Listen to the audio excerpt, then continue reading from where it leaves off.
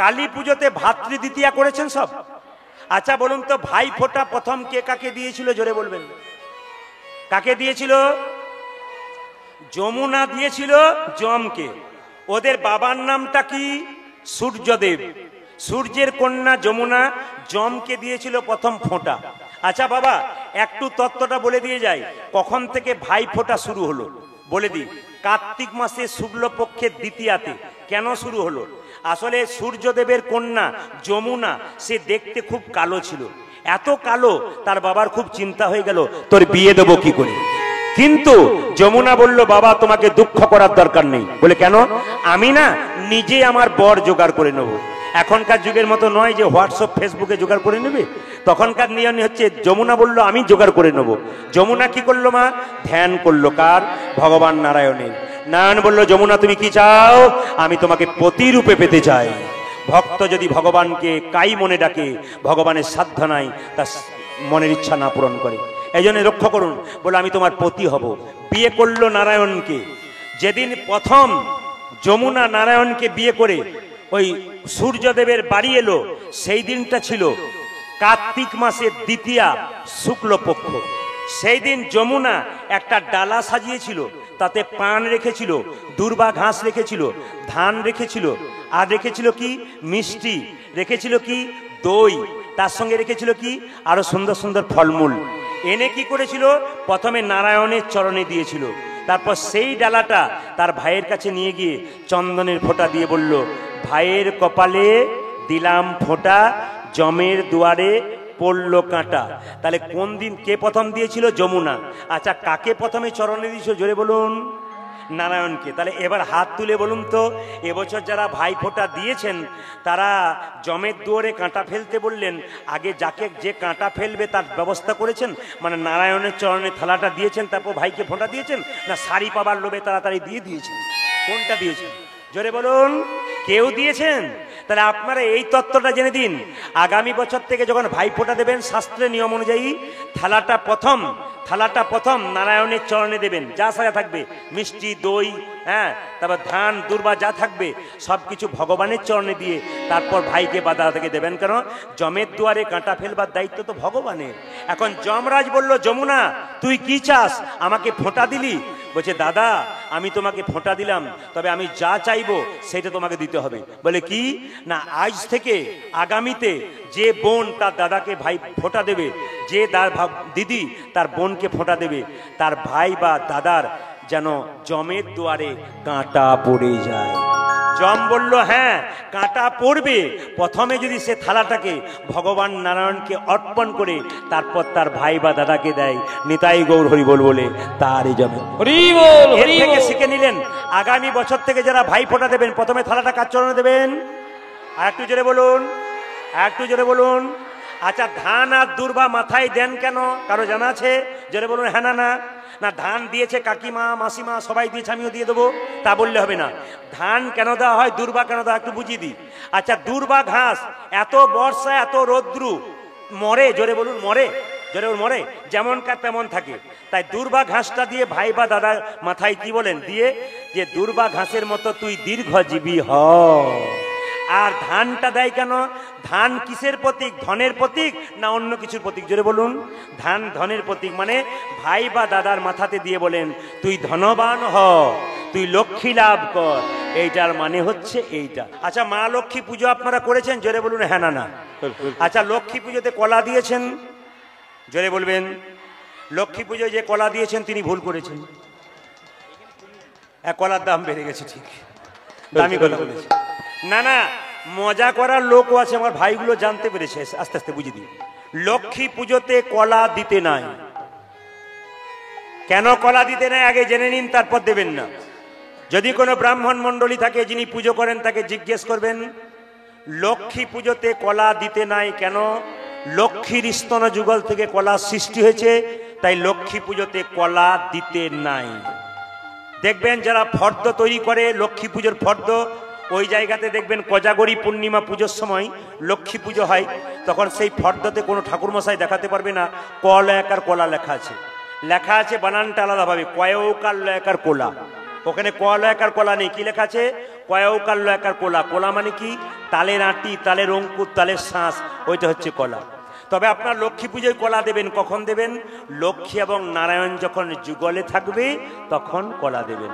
তার মানে শাস্ত্র আপনাদের বোঝাচ্ছে যে একা লক্ষ্মী পুজো করতে নাই, নারায়ণকে তার সামনে রাখতে হয়। লক্ষ্মী হলো সুখ, নারায়ণ হলো শান্তি। আপনার বাড়িতে অনুষ্ঠান করছেন, মেয়েকে নিমন্ত্রণ করলেন, জামাই এলো না, মেয়ের মন ভালো থাকবে? জোরে বলুন হ্যাঁ না না। তাহলে মেয়ে যেমন মন গুমড়ে বসে থাকবে, লক্ষ্মীর পাশে নারায়ণ না থাকলে লক্ষ্মীরও কিন্তু মন ভালো থাকবে না। ওই জন্য যেদিকে লক্ষ্মী পুজো হয়, প্রকৃত লক্ষ্মী পুজো যেখানে হয়, তার পাশে ছোট্ট করে একটা নারায়ণের ছবিও থেকে যায়। ওই জন্য সেই লক্ষ্মী পুজোতে কলা দিতেছে, কিন্তু একা লক্ষ্মী পুজোয় কলা দিতে নাই। লক্ষ্মী পুজোতে ঘন্টা বাজান, এখন সব চুপ করে আছে, হ্যাঁ বললো দোষ, না বললো দোষ। তার চাইতে চুপ থাকাটাই বুদ্ধিমানের কাজ। না, জেনে নিন, লক্ষ্মী পুজোতে ঘন্টা বাজাতে নাই। প্রশ্ন করবেন কেন? না, ঘণ্টকর্ণ নামে এক দেবতা লক্ষ্মীর সঙ্গে খারাপ ব্যবহার করেছিল, তখন থেকে লক্ষ্মী পুজোতে ঘন্টা বাজাতে নেই। এই জন্য লক্ষ্মী পুজোতে ঘন্টা বাজালে লক্ষ্মী আউট হয়ে যায়। আচ্ছা মায়েরা বলেন না, আমার সঙ্গে বলুন তো, এসো মা লক্ষ্মী, বসো মা ঘরে, আমার ঘরে থাকো মা অন্ধকার। আমি মাঝে মাঝে ভুলে যাই, ঠিক করে নেবেন। কি বললাম? এসো মা লক্ষ্মী, বসো মা ঘরে, আমার ঘরে থাকো মা অন্ধকার করে। তবে শুনে রাখুন, এইদিকে লক্ষ্মী পুজোর রাত্রিতে 4 প্রহরে পুজো হয়, সারা রাত্রি জাগতে হয়। ওই যে কোজাগরী পূর্ণিমা না, কোজাগরী, লক্ষ্মী বলছে কোজাগরী, যে জেগে আছে তার ঘরে চুরি হয় না। এই দিকে তাকাবেন, যে দেহ ঘরে জেগে আছে, যার আত্মা জেগে আছে, তার কাম ক্রোধ লোভ মোহ মাৎসর্য চুরি করতে পারে না। ওই জন্য আপনারা জেনে রাখুন, লক্ষ্মী পুজোর দিনে দরজা খুলতে হয় কেন? লক্ষ্মী ঢোকে, অলক্ষ্মী বেরিয়ে যায়। গত 2 বছর আগে আমি বোলপুরে গান করতে যাচ্ছিলাম, আমার এক বন্ধু গালে হাত দিয়ে বসে আছে। বললাম কি রে, গালে হাত দিয়ে বসে আছিস কেন? আর বলিস না ভাই, টাকা পয়সার খুব অভাব, একটু টাকার দরকার ছিল। বললাম আমার কাছে ধার নিয়ে নে। বলছে না না, তুই তো কীর্তন করিস, আমার একটা তত্ত্ব বলে দে, যেন লক্ষ্মী আসে আর অলক্ষ্মী চলে যায়, টাকা আসে। বললাম কোনো চিন্তা নেই, আজ আমি লক্ষ্মী আসে আর অলক্ষ্মী চলে যায়, মানে টাকা আমার আসে। আচ্ছা ঠিক আছে, এক কাজ করবি, আজকে রাত্রিতে তুই দরজা খুলে দিবি, দেখবি লক্ষ্মী ঢুকবে, আমি কীর্তন করে সকালে এসে খবর নেবো। আমি কীর্তন করতে চলে গেছি, ঘর এলাম, দেখছি ছেলেটা গালে হাত দিয়ে বসে আছে। বললাম কি রে, দরজা খুলেছিলি? বলে হ্যাঁ। লক্ষ্মী ঢুকেছিল? বলে না। কি ঢুকেছিল? বলছে চোর ঢুকে গিয়েছিল। ডাকার মতো ডাকবেন তবে তো লক্ষ্মী ঢুকবে, নইলে চোর ঢুকে যাবে। মা মায়ের মতো আপন পৃথিবীতে হয় না। কুশধ্বজের বাবা কুশধ্বজকে বিক্রি করে দিল, কিন্তু তার মা যদি শুনতে পায়, সে কিন্তু বিক্রি করবে না। একটা হনুমান ডালে ডালে ঘুরে বেড়ায়, আপনারা দেখেছেন, বাচ্চাটাকে পেটে নিয়ে দৌড়ে দৌড়ে বেড়ায়, তবু বাচ্চাটাকে ছাড়ে না। একটা গাভীর বাচ্চা হয়ে যায় বাছুর, আপনি বাছুরটাকে টেনে আনুন, গাভী দড়ি ছিঁড়ে আপনার পেছন ছুটবে কেন বলুন তো? বাছুর আমি কাউকে দেবো না, ও যে আমার সন্তান। মায়ের এত অভাব থাকবে, মা খেতে পাবে না, তবু না খেয়ে সন্তানকে খাওয়াবে, এরই নাম মা। যতজন কীর্তন শুনতে এসছেন তাদের কাছে নিবেদন রইল, বাড়িতে সবাইকে সম্মান করুন আর না করুন, দুটো দেবদেবীকে সম্মান করুন, একজন বাবা, একজন মা। ভগবান কৃষ্ণ বলেছেন, ওরে সুদামা, বাবা মাকে ছেড়ে যে আমায় ভজনা করে, সে কোনোদিন আমায় পায় না। এ জগতে প্রথম গুরু পিতামাতা যার থেকে জন্ম পেলি, সে যদি কাঁদে আর আমাকে তুই যতই প্রসাদ দে, আমি একটুখানিও গ্রহণ করব না। দেখবেন অনেক ছেলে মেয়েরা আছে, নিজেরা ভালো কাপড় পরে ছেলে মেয়েকে দেয়, নিজের বৃদ্ধ বাবা আর বৃদ্ধাকে দেয় না। অষ্টমী পূজার সময়, দুর্গা পূজার সময় পুরনো কাপড় পরে বসে থাকে, দুটো খাবার আশায় বসে থাকে। মা দুর্গাকে যখন পুষ্পাঞ্জলি দিতে যায়, মা দুর্গা যেন বলতে চায়, মাটির প্রতিমা পুজিস রে তুই, আগে ঘরের মাকে পূজ গিয়ে। আপনাদের কাছে নিবেদন রইল, বাবা যদি ঘরের ছাদ হয়, মা হলো খুঁটি। এই দুটো যতদিন আছে বাড়ি সুন্দর থাকবে, আপনি আনন্দে সংসার ছেড়ে চলে যেতে পারবেন। কিন্তু যেদিন এরা চলে যাবে, সেদিন বুঝবে তোমার সংসারটাকে কতখানি আলো করে এরা ছিল। মা কাঁদাবেন না।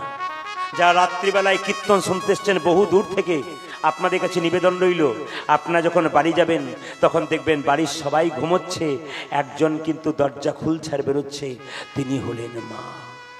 বাড়িতে যদি কেউ রেগে না খায়, কোনো ছেলে, বাড়ির সবাই খেয়ে নেয়, একজন কিন্তু দরজার দিকে তাকিয়ে থাকে। লোকে বলে, দিদি তাকিয়ে আছো কেন, খাওনি? বলে, না, আমার খোকা আসে নাই, খোকা না এলে আমি খাবো না। এর নাম হলো মা। মেয়েরা দেখবেন ভাই ফোটার সময় অনেকে বাপের বাড়ি যায় না। জিজ্ঞেস করি, দিদি তুমি বাপের বাড়ি যাও না কেন? মেয়েটা কাঁদতে থাকে, কেন যাও না? দিদি কেন যাচ্ছ না তুমি? ও কেঁদে কেঁদে বলে, ভাই যার কাছে যেতাম সেই তো নাই। আমার মাটা বেঁচে ছিল, আমি সংসারের সমস্ত জ্বালা থেকে মুক্তি পেয়ে মায়ের কাছে যেতাম, সে আর নাই, আমি কার কাছে গিয়ে দুঃখের কথা বলবো? বৃদ্ধ বাবাটা বেঁচে ছিল, সেও চলে গেল, আমি কার কাছে গিয়ে বলবো? ওই জন্য আপনাদের কাছে নিবেদন রইল, কেউ মাকে কাঁদাবেন না। প্রত্যেকটি বোন, মেদিনীপুরের প্রত্যেকটি বোন যাদের কম বয়স হয়েছে, তাদের কাছে প্রদীপ পালের করার জন্য নিবেদন রইল। আপনারা বংশের দুটো প্রদীপ, ছেলেরা এক বংশের প্রদীপ হয় তার বাবার বংশে, কিন্তু আপনারা দুটো বংশের প্রদীপ, বাবার বংশের প্রদীপ, শ্বশুর কুলের প্রদীপ। আপনারা জ্বলবেন গিয়ে, না না, আগুনে জ্বলবেন না, প্রেমের আলো সংসারে বয়ে দেবেন। জেনে নিন, আপনার বাচ্চা যেমন চিৎকার করে আপনাকে জ্বালায়, বাচ্চাকে 2 থাপড় দিয়ে দিন, আবার বাচ্চাকে আদর করে কোলে নিয়ে নিন। আপনার সংসারে বৃদ্ধ বৃদ্ধা দুটো খারাপ কথা বলে ফেলবে, তাকে আপনি দুটো বলে দেবেন, আবার তাকে কোলে তুলবেন। এভাবেই তো আপনি মমতাময়ী মা হবেন। আপনি যেদিন প্রথম বাড়িতে ঢুকেছিলেন, সেদিন আপনার শ্বশুর মশাই, শাশুড়ি মা আপনাকে বলেছিল, আমার মা এসেছে গো, আমার বৌমা এসেছে। বৌমার সঙ্গে মা জুড়েছিল। সেই মায়ের মান যদি আপনি না রাখতে পারেন, তবে মা নামের আপনি কলঙ্ক রেখে দেবেন। সবাইকে বলে রাখি, আপনি যে স্বামীকে পেলেন, আপনি আদর করে স্বামীর জন্য জামা কাপড় পরছেন, আপনি স্বামীর জন্য বাড়ি ঘর সব কিছু করেছেন, কিন্তু আপনাকে মাথায় রাখতে হবে, যে গাছ থেকে ফলটা পেলেন সেই গাছটাকে যত্ন না করলে ফলটা যে ভালো থাকবে না গো, পচে যাবে। আপনাদের কাছে নিবেদন রইল, যদি বিবেকবান হয়, আপনারা যদি পড়াশুনো করেছেন, তবে মাথায় রাখবেন, যে মা বাবা অক্লান্ত পরিশ্রম করে তার সন্তানকে বড় করলো না খেয়ে, সেই সন্তানকে তুমি স্বামী রূপে পেয়ে সেই মা বাবা যদি খেতে না দাও, তবে তুমি নারী নামের কলঙ্ক হয়ে যাবে, তোমার জীবনটা কলঙ্কিত হয়ে যাবে, তুমি দুঃখের সাগরে মিশে। কেউ মা কাঁদাবেন না, মায়ের মতো আপনার কেউ হয় না।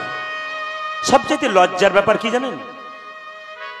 একটা মায়ের পেটে 10 মাস 10 দিন একটা বাচ্চার জায়গা হয়, সেই ছেলে বড় হয়ে যখন কলকাতায় একটা ফ্ল্যাট কেনে, মা বাবার একদিনের জন্য জায়গা হয়। কি লাভ কীর্তন শুনে যদি এই জায়গাটা ঠিক না রাখতে পারলেন? কি লাভ কীর্তন শুনে যদি মনুষ্যত্ব তৈরি করতে না পারলেন? কি লাভ কীর্তন শুনে আপনি যদি মানুষ হতে না পারলেন? কি লাভ কীর্তন শুনে আপনাদের বিবেক তৈরি না হলো?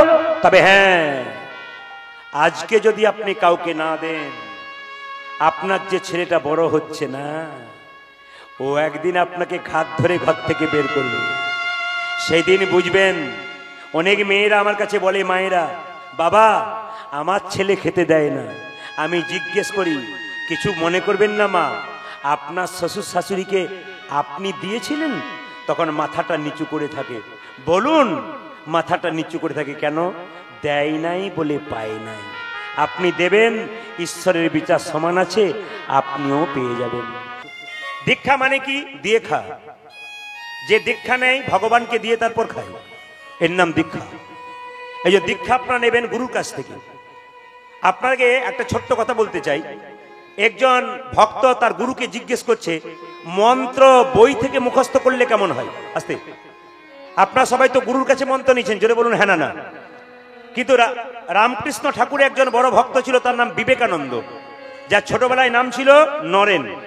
তো নরেন একদিন প্রশ্ন করছে, এদিকে তাকাবেন, নরেন প্রশ্ন করছে দক্ষিণেশ্বরে কালীঘাটে, গঙ্গার ঘাটে বসে বসে বলছে, আচ্ছা ঠাকুর, তুমি যে আমাকে মন্ত্র নিতে বলছো, তা গুরুর কাছে মন্ত্র নিতে গেলে তাকে টাকা পয়সা চাল ডাল জিনিসপত্র লাগবে।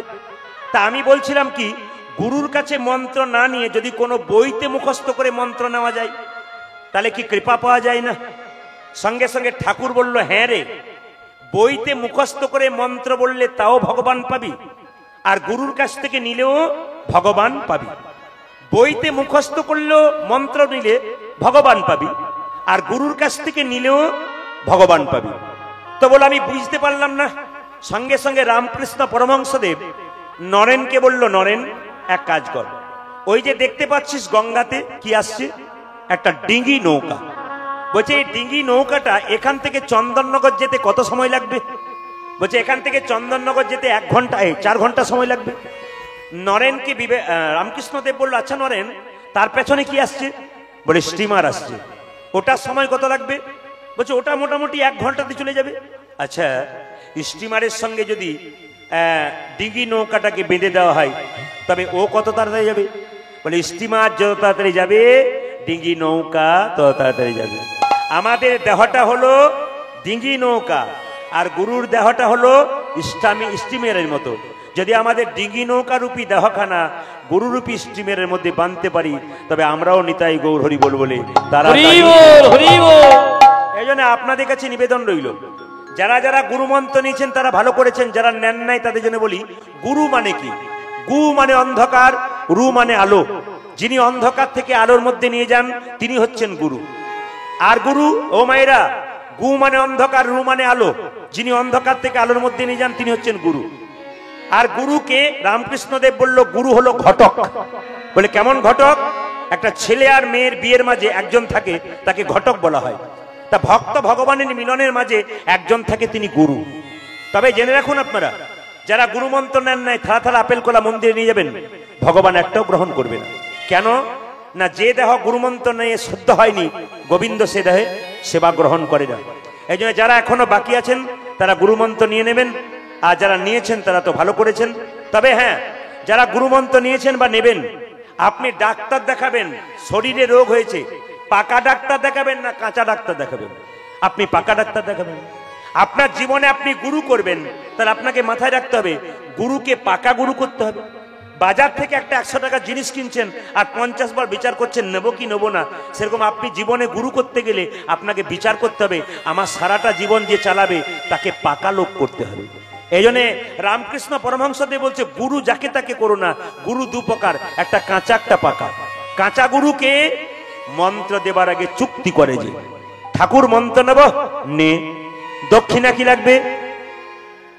500 টাকা 1 বস্তা চাল দিল, সোনার জিনিস। যে টাকা পয়সা চাল ডাল নিল, ওই যে বাড়ি চলে গেল, আপনার বাড়ির দিকে মুখ করলো না, এরা কাঁচা গুরু। তাহলে প্রশ্ন করবেন পাকা গুরুকে? পাকা গুরু সে মন্ত্র দেবার আগে চুক্তি করে না যে ঠাকুর আমি মন্ত্র নেব নে, দক্ষিণা কি লাগবে? কিছু না। কেন? আমি তোর বাবা, তুই আমার ছেলে, তোর তো সবকিছু আমার, আবার দিবি কি? যে গুরু আপনাকে বিরাট বড় ফর্দ ধরিয়ে দেবে, এই চাই সেই চাই, এই আনবি সেই আনবি, বুঝে নেবেন এ পাকা গুরু নয়, আপনাকে শোষণ করার চেষ্টা করছে। আর যদি দেখবেন যে গুরু খালি বলছে চলে আয়, তোর ভক্তি আছে, নাম দিয়ে দেবো, আমাকে দেবার কিছু দরকার নেই, আমি তো তোর বাবা, তুই তো আমার ছেলে, তোর তো সবকিছু আমার, আবার দিবি কি? কিন্তু একটা আশ্চর্য ঘটনা দেখলাম, কি জানেন? কোন কোন মায়ের ললাটে আমি তিলক দেখতে পেয়েছি, কোন কোন বাচ্চা ছেলের ললাটে তিলক দেখতে পেয়েছি। এই তিলক দেখে আমি খুব খুশি হয়েছি। আপনারা কাল থেকে সবাই তিলক করবেন। আচ্ছা, কারা কারা তিলক করবেন একটু হাত তুলুন তো, কাল থেকে যারা করবেন। অনেকে ভাবছে এখন তুলবো না, আপনার ফোন নাম্বার নিয়ে 2-4 দিন পরে বলবো করবো কি না করবো। কিন্তু জেনে নিন মায়েরা, আপনাদের তিলক করা একটা সহজ। বাইরে এই যে ভাই, এই যে হরে কৃষ্ণ মাইকম্যান আউটে যাচ্ছে, ঠিক আপনারা ঠিক শুনতে পাচ্ছেন তো? বলবেন জোরে। আচ্ছা, এই দিকে তাকান মায়েরা। প্রশ্ন হচ্ছে তিলকের সহজ উপায় আজকে আপনাদের বলে দেবো, আপনারা সবাই করতে পারবেন। আসলে আমাদের হিন্দুদের সবচেয়ে লজ্জার ব্যাপার কি জানেন? যদি কেউ তিলক নিয়ে বাড়িতে একটু তালি দিয়ে কীর্তন করে না, তো পাশের বাড়ির লোকের গায়ে খুব জ্বালা ধরে যায়। হ্যাঁ, চলে কি বলে বলুন তো? বাবা রে, কত বড় ভক্ত হয়ে গেল গো, থালা কেটে করতালি বাজাচ্ছে আর হরিনাম করছে, হরি বোধেও ঘরে আগে চলে আসবে। না না, এইদিকে তাকাবেন। হাতি রাস্তা দিয়ে যায়, কুকুর ঘেউ ঘেউ করে, জোরে বলবেন হাতি কুকুরের দিকে তাকায়, জোরে বলবেন তাকায়। যারা কৃষ্ণ ভক্ত হয় তারা হাতির মতো, যারা নিন্দুক হয় তারা কুকুরের মতো। আপনি হাতি হবেন, কুকুরের দিকে তাকাবেন। এই সমস্ত কুকুরগুলোর জন্য হিন্দু ধর্ম নষ্ট হচ্ছে। এই সমস্ত কুকুরের দিকে তাকাবেন না। কেন? নিম পাতা যতই মিষ্টি রসে ভেজান, পাতা তেতো যায়। জোরে বলুন। যে বদমাইশ লোক সব সময় নিন্দা করে বেড়ায়, ওকে যতই আপনি ভালো কথা শোনান, ও কিন্তু জীবনে সোজা হবে না। এই জন্য আপনাদের কাছে নিবেদন রইল, আমি একটা ছোট্ট প্রমাণ আপনাদের বলে দিই। আমার পাশের বাড়িতে একটা মেয়ে ক্লাস 9-এ পড়ে, স্কুলে যায় তিলক নিয়ে।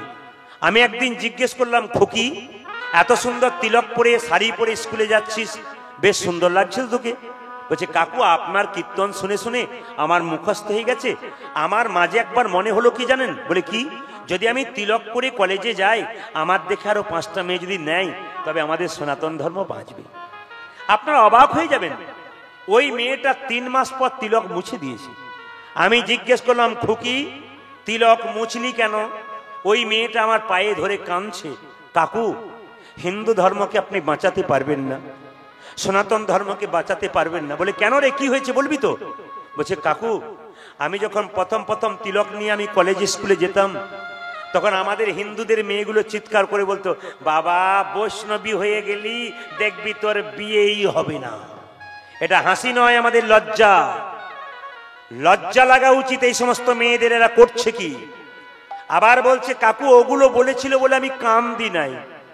একদিন 3-4 জন মেয়ে ধরে তাদের ওড়না দিয়ে আমার তিলকটা মুছে দিল, আমার চুলের মুঠি দিয়ে ধরে মারলো, কাল থেকে তিলক করলে তোকে স্কুল আসা বন্ধ করে দেবো।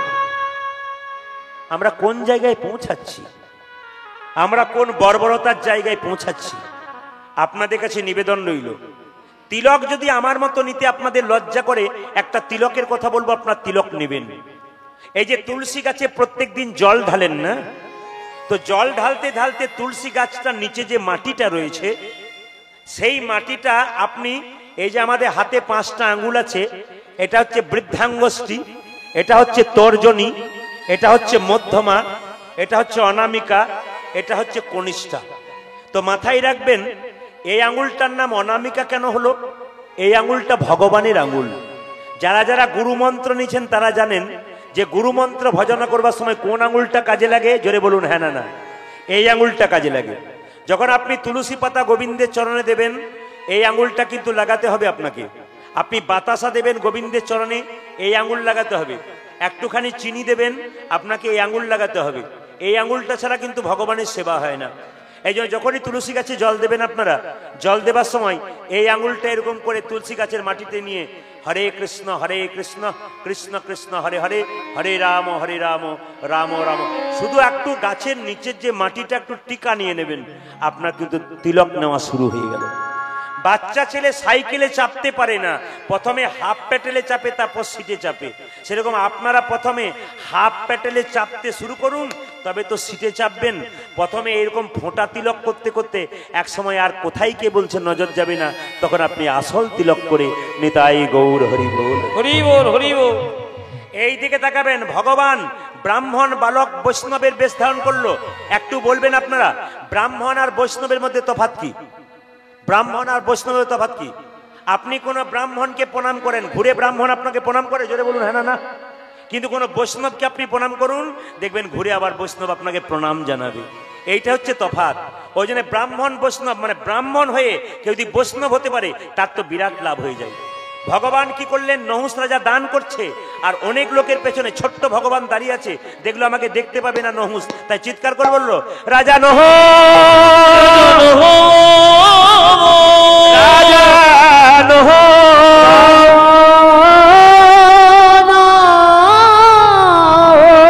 ভাইরা, নহুষ রাজা দান করছিল, চমকে উঠলো, কে কে আমায় এমন করে ডাকলো?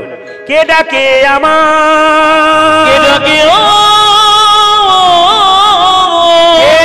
ডাকে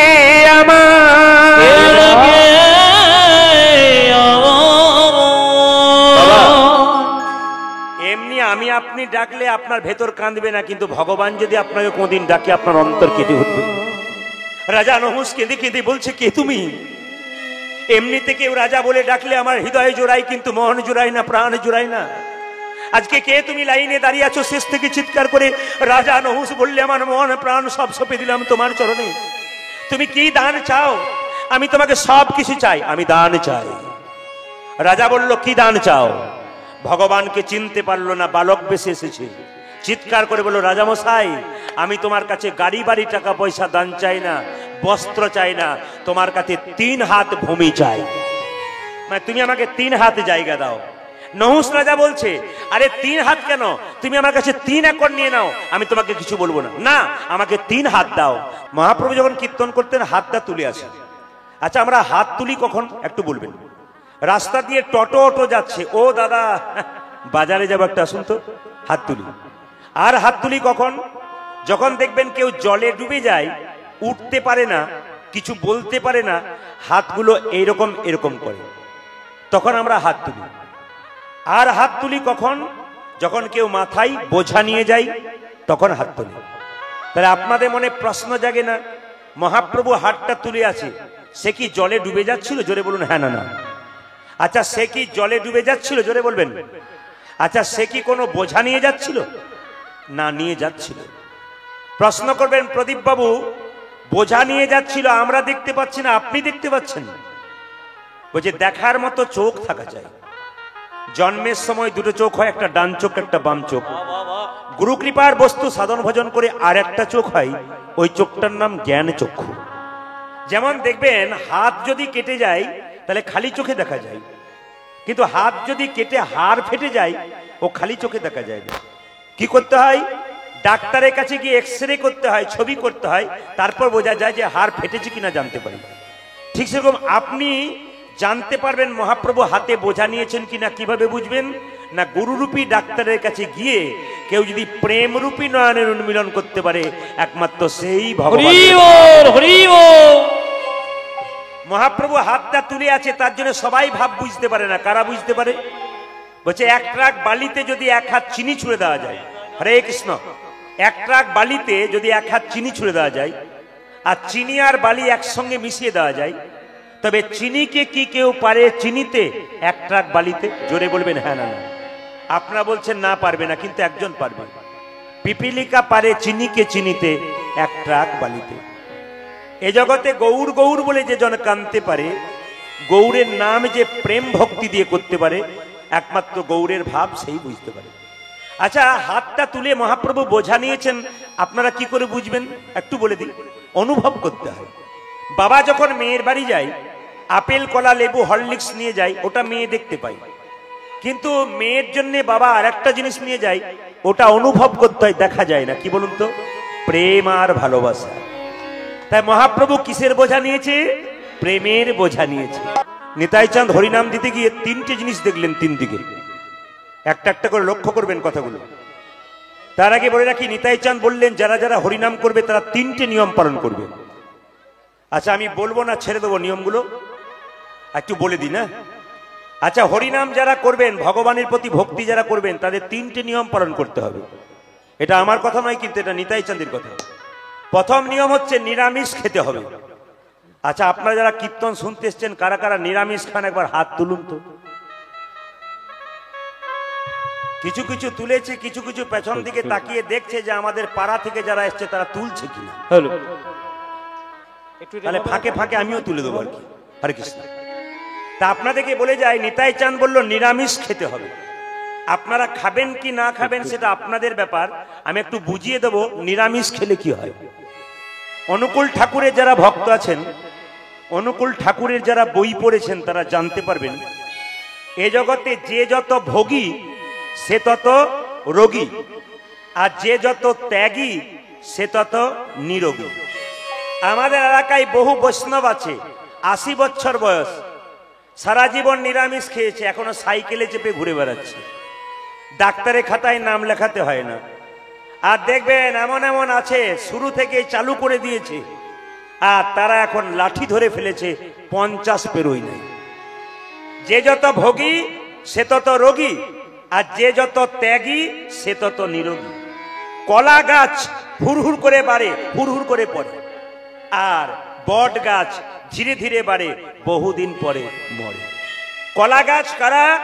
আমিষ ভোগী যারা, হুড়হুড় করে বাড়তে থাকে, ধারে পাশে সোজা বাড়তে বাড়তে নিতাই গৌর হরিবোল হয়ে যায়। আর নিরামিষ ভোজী কারা? বট গাছের মতো ধীরে ধীরে বাড়ে, বহুদিন পরে মরে। এইদিকে এইদিকে বহুদিন পরে মরে। শুধু তাই নয়, জেনে নেবেন আপনারা, যে প্রাণী মাংস খায়, যেমন দেখবেন কুকুর মাংস খায়, সামনের দাঁত দুটো দেখেছেন? সামনের দাঁত দুটো বড় না ছোট? জোরে বলুন। কুকুর দেখেছেন, সামনের দাঁত দুটো বড়, মাংস খায় যারা। আচ্ছা, মাংস খায় আর বাঘ, বাঘের সামনের দাঁত দুটো দেখেছেন বড় বড়। আচ্ছা, মানুষ মাংস খায়, মানুষের দাঁত দুটো কেমন?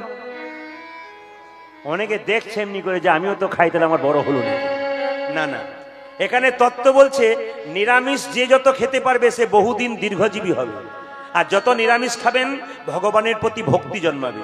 না, যারা সারা জীবন নিরামিষ করতে পারবেন না তাদের আমি একটা টিপস দিয়ে যাই, অন্তত সপ্তাহে একদিন, যেদিন বৃহস্পতিবার গুরুবার, অন্তত সেই দিন থেকে শুরু করুন। অমাবস্যা পূর্ণিমার দিনে বাড়িতে নিরামিষ করুন।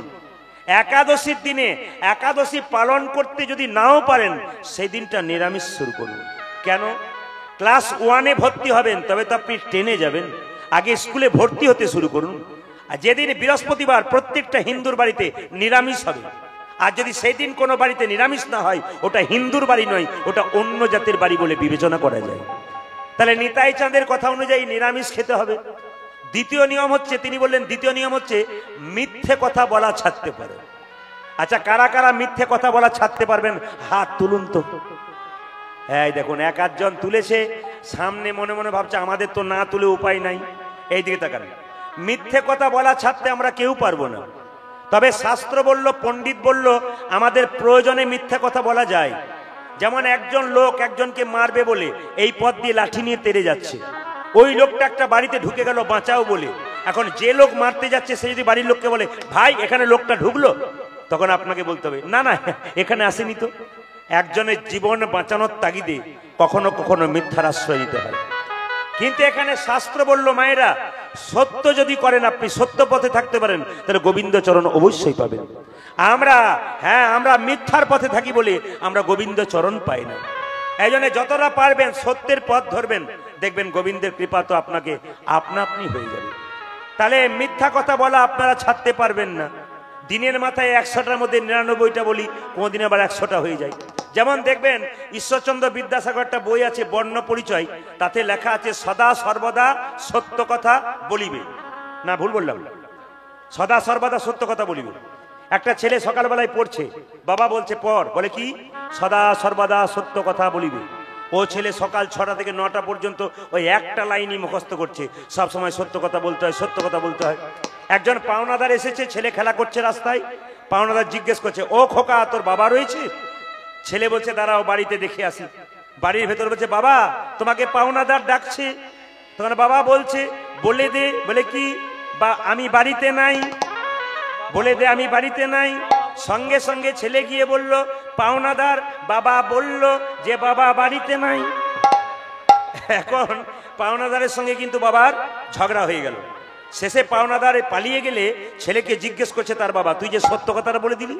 বলছে বাবা তুমি তো সকালবেলায় বইয়ে পড়াচ্ছিলে সবসময় সত্য কথা বলতে হয়। বলছে ওরে ওটা বই পড়ে মুখস্থ করে চাকরি পাবার জন্য পড়াচ্ছিলাম, বাস্তবে ব্যবহার করার জন্য নয়। ওই জন্য গুরু মিলে লাখে লাখে, শিষ্য মিলে এক। তাহলে মিথ্যে কথা বলা ছাড়তে পারবো না আমরা। তৃতীয় নিয়ম হচ্ছে গাভী দহন বন্ধ করতে হবে।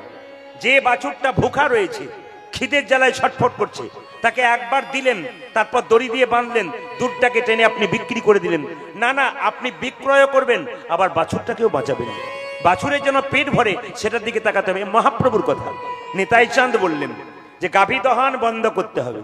কলির জীব বলছে শোনো ঠাকুর, এই মিথ্যে কথা বলা ছাড়তে পারবো না, গাভী দহন বন্ধ করতে পারবো না, আর কি আমরা নিরামিষও খেতে পারবো না।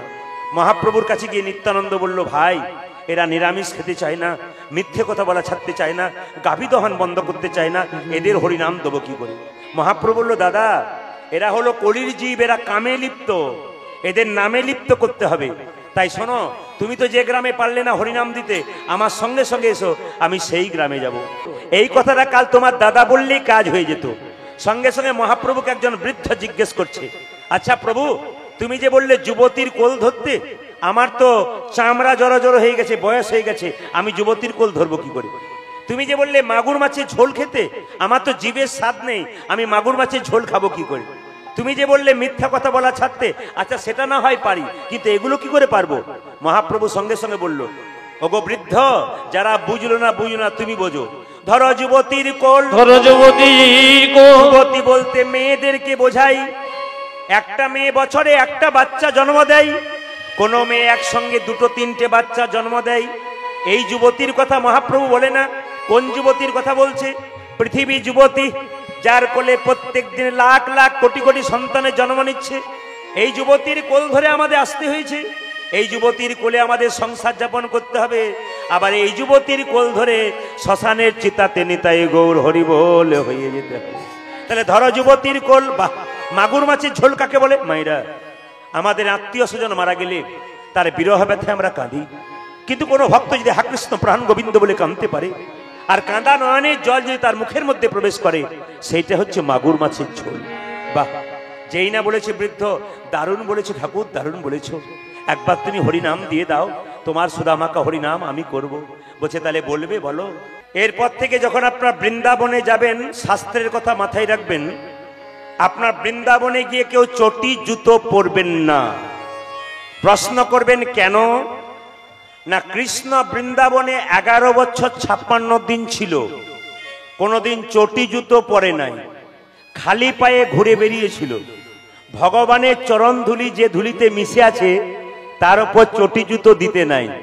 ওই জন্য আপনারা বৃন্দাবনে গেলে যেখানে বাসা নেবেন সেখানে চটি জুতো খুলবেন, কিন্তু বৃন্দাবনের পথে যখন হাঁটবেন খালি পায়ে হাঁটবেন। দ্বিতীয়, আমার কম বয়সের ছেলেদের কাছে নিবেদন রইল, যদি কোনোদিন বৃন্দাবনে তোমরা যাও, চুল দাড়ি বৃন্দাবনে কাটবে না। কম বয়সের ছেলেদের কাছে নিবেদন রইল, যদি কোনোদিন বৃন্দাবনে যাও, চুল দাড়ি কাটবে না। কেন? কৃষ্ণ 11 বছর 56 দিন বৃন্দাবনে ছিল, কোনোদিন চুল কাটে নাই। এই জন্য যদি কারো বৃন্দাবনে চুল মানত থাকে, তবে আপনারা চুল কাটবেন অন্য জায়গায়, মানতটা চুলটা ভগবানকে দিয়ে দেবেন কলা পাতা করে। তৃতীয় হচ্ছে মায়েরা, বৃন্দাবনে গেলে কৃষ্ণ 11 বছর 56 দিন বাঁকে বিহারী। ওখানে কৃষ্ণ রাজার ছেলে, দুঃখ বলে কি জিনিস সে জানে না, সদা সর্বদা আনন্দে থাকে। যদি তার না কাছে কেউ রাধে রাধে বলতে পারে, সে বহুত খুশি হয়ে যায়। ওই জন্য বৃন্দাবনে গিয়ে আপনারা কৃষ্ণের কাছে কেউ কাঁদবেন না। কেন? আপনার বাড়ির বাচ্চা ছেলেটা সংসারে আনন্দে মেতে আছে, কিন্তু যদি তার মা বাবা ঝগড়া করে, সেই ছেলের মনটা ভেঙে যায়, মাথা নিচু হয়ে যায়। বৃন্দাবনে গিয়ে বাঁকে বিহারীর কাছে কেউ যদি একবার কাঁদে, ভক্ত যদি ভগবানের কাছে কাঁদে, ভগবানের খুব কষ্ট হয়। তাই বাঁকে বিহারীর কাছে কেউ কাঁদবেন না, ওখানে আনন্দেই থাকবেন। তবে বলে রাখি, যে যেখানে বসে আছেন ভগবানের কাছে কিছু চাইবেন না। যে চাই তাকে অল্প দেয়, আর যে চাই না এত পাই ভাবতেই পারে না। মন্দিরে গিয়ে আমরা বলি মেয়ের বিয়ে দাও, ছেলের চাকরি দাও, কিন্তু ভগবানের কাছে চেয়ে যাই, তাকে কি দেবার কিছু নাই? যে মালিকের কাছে আপনি কাজ করবেন, শুধু কি মালিক আপনার কথা ভাববে? আপনি কি মালিকের কথা ভাববেন না? যদি আপনি মালিকের কথা না ভাবেন, মালিক আপনার কথা ভাববে কি করে? ব্যাংকে টাকা জমা দেবেন, তবে তো আপনি সুদ পাবেন, আর ব্যাংকে টাকা না জমা দিলে আপনি সুদ পাবেন কি করে? ভগবানের ব্যাংকে আপনি ভক্তি সম্পদ জমা দিন, আপনি কৃপা সম্পদ লাভ করে যাবেন। এই জন্যে ভগবানের মন্দিরে গিয়ে চাইতে নেই মা। কৃষ্ণের পরম বন্ধু সুদামা কোনোদিন চাই নাই। এত অভাব, একবেলা খেতে পায়, একবেলা খেতে পায় না।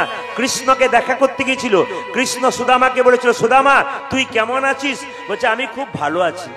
কৃষ্ণ মনে মনে ভাবছে, আমি তো জানি তুই কেমন আছিস, একবেলা খেতে পাস, একবেলা পাস না, আর তুই বলছিস ভালো আছিস। সুদামা বলছে, যত ভালো ছিলাম তার চাইতে আরো ভালো আছি তোকে দেখার পর থেকে।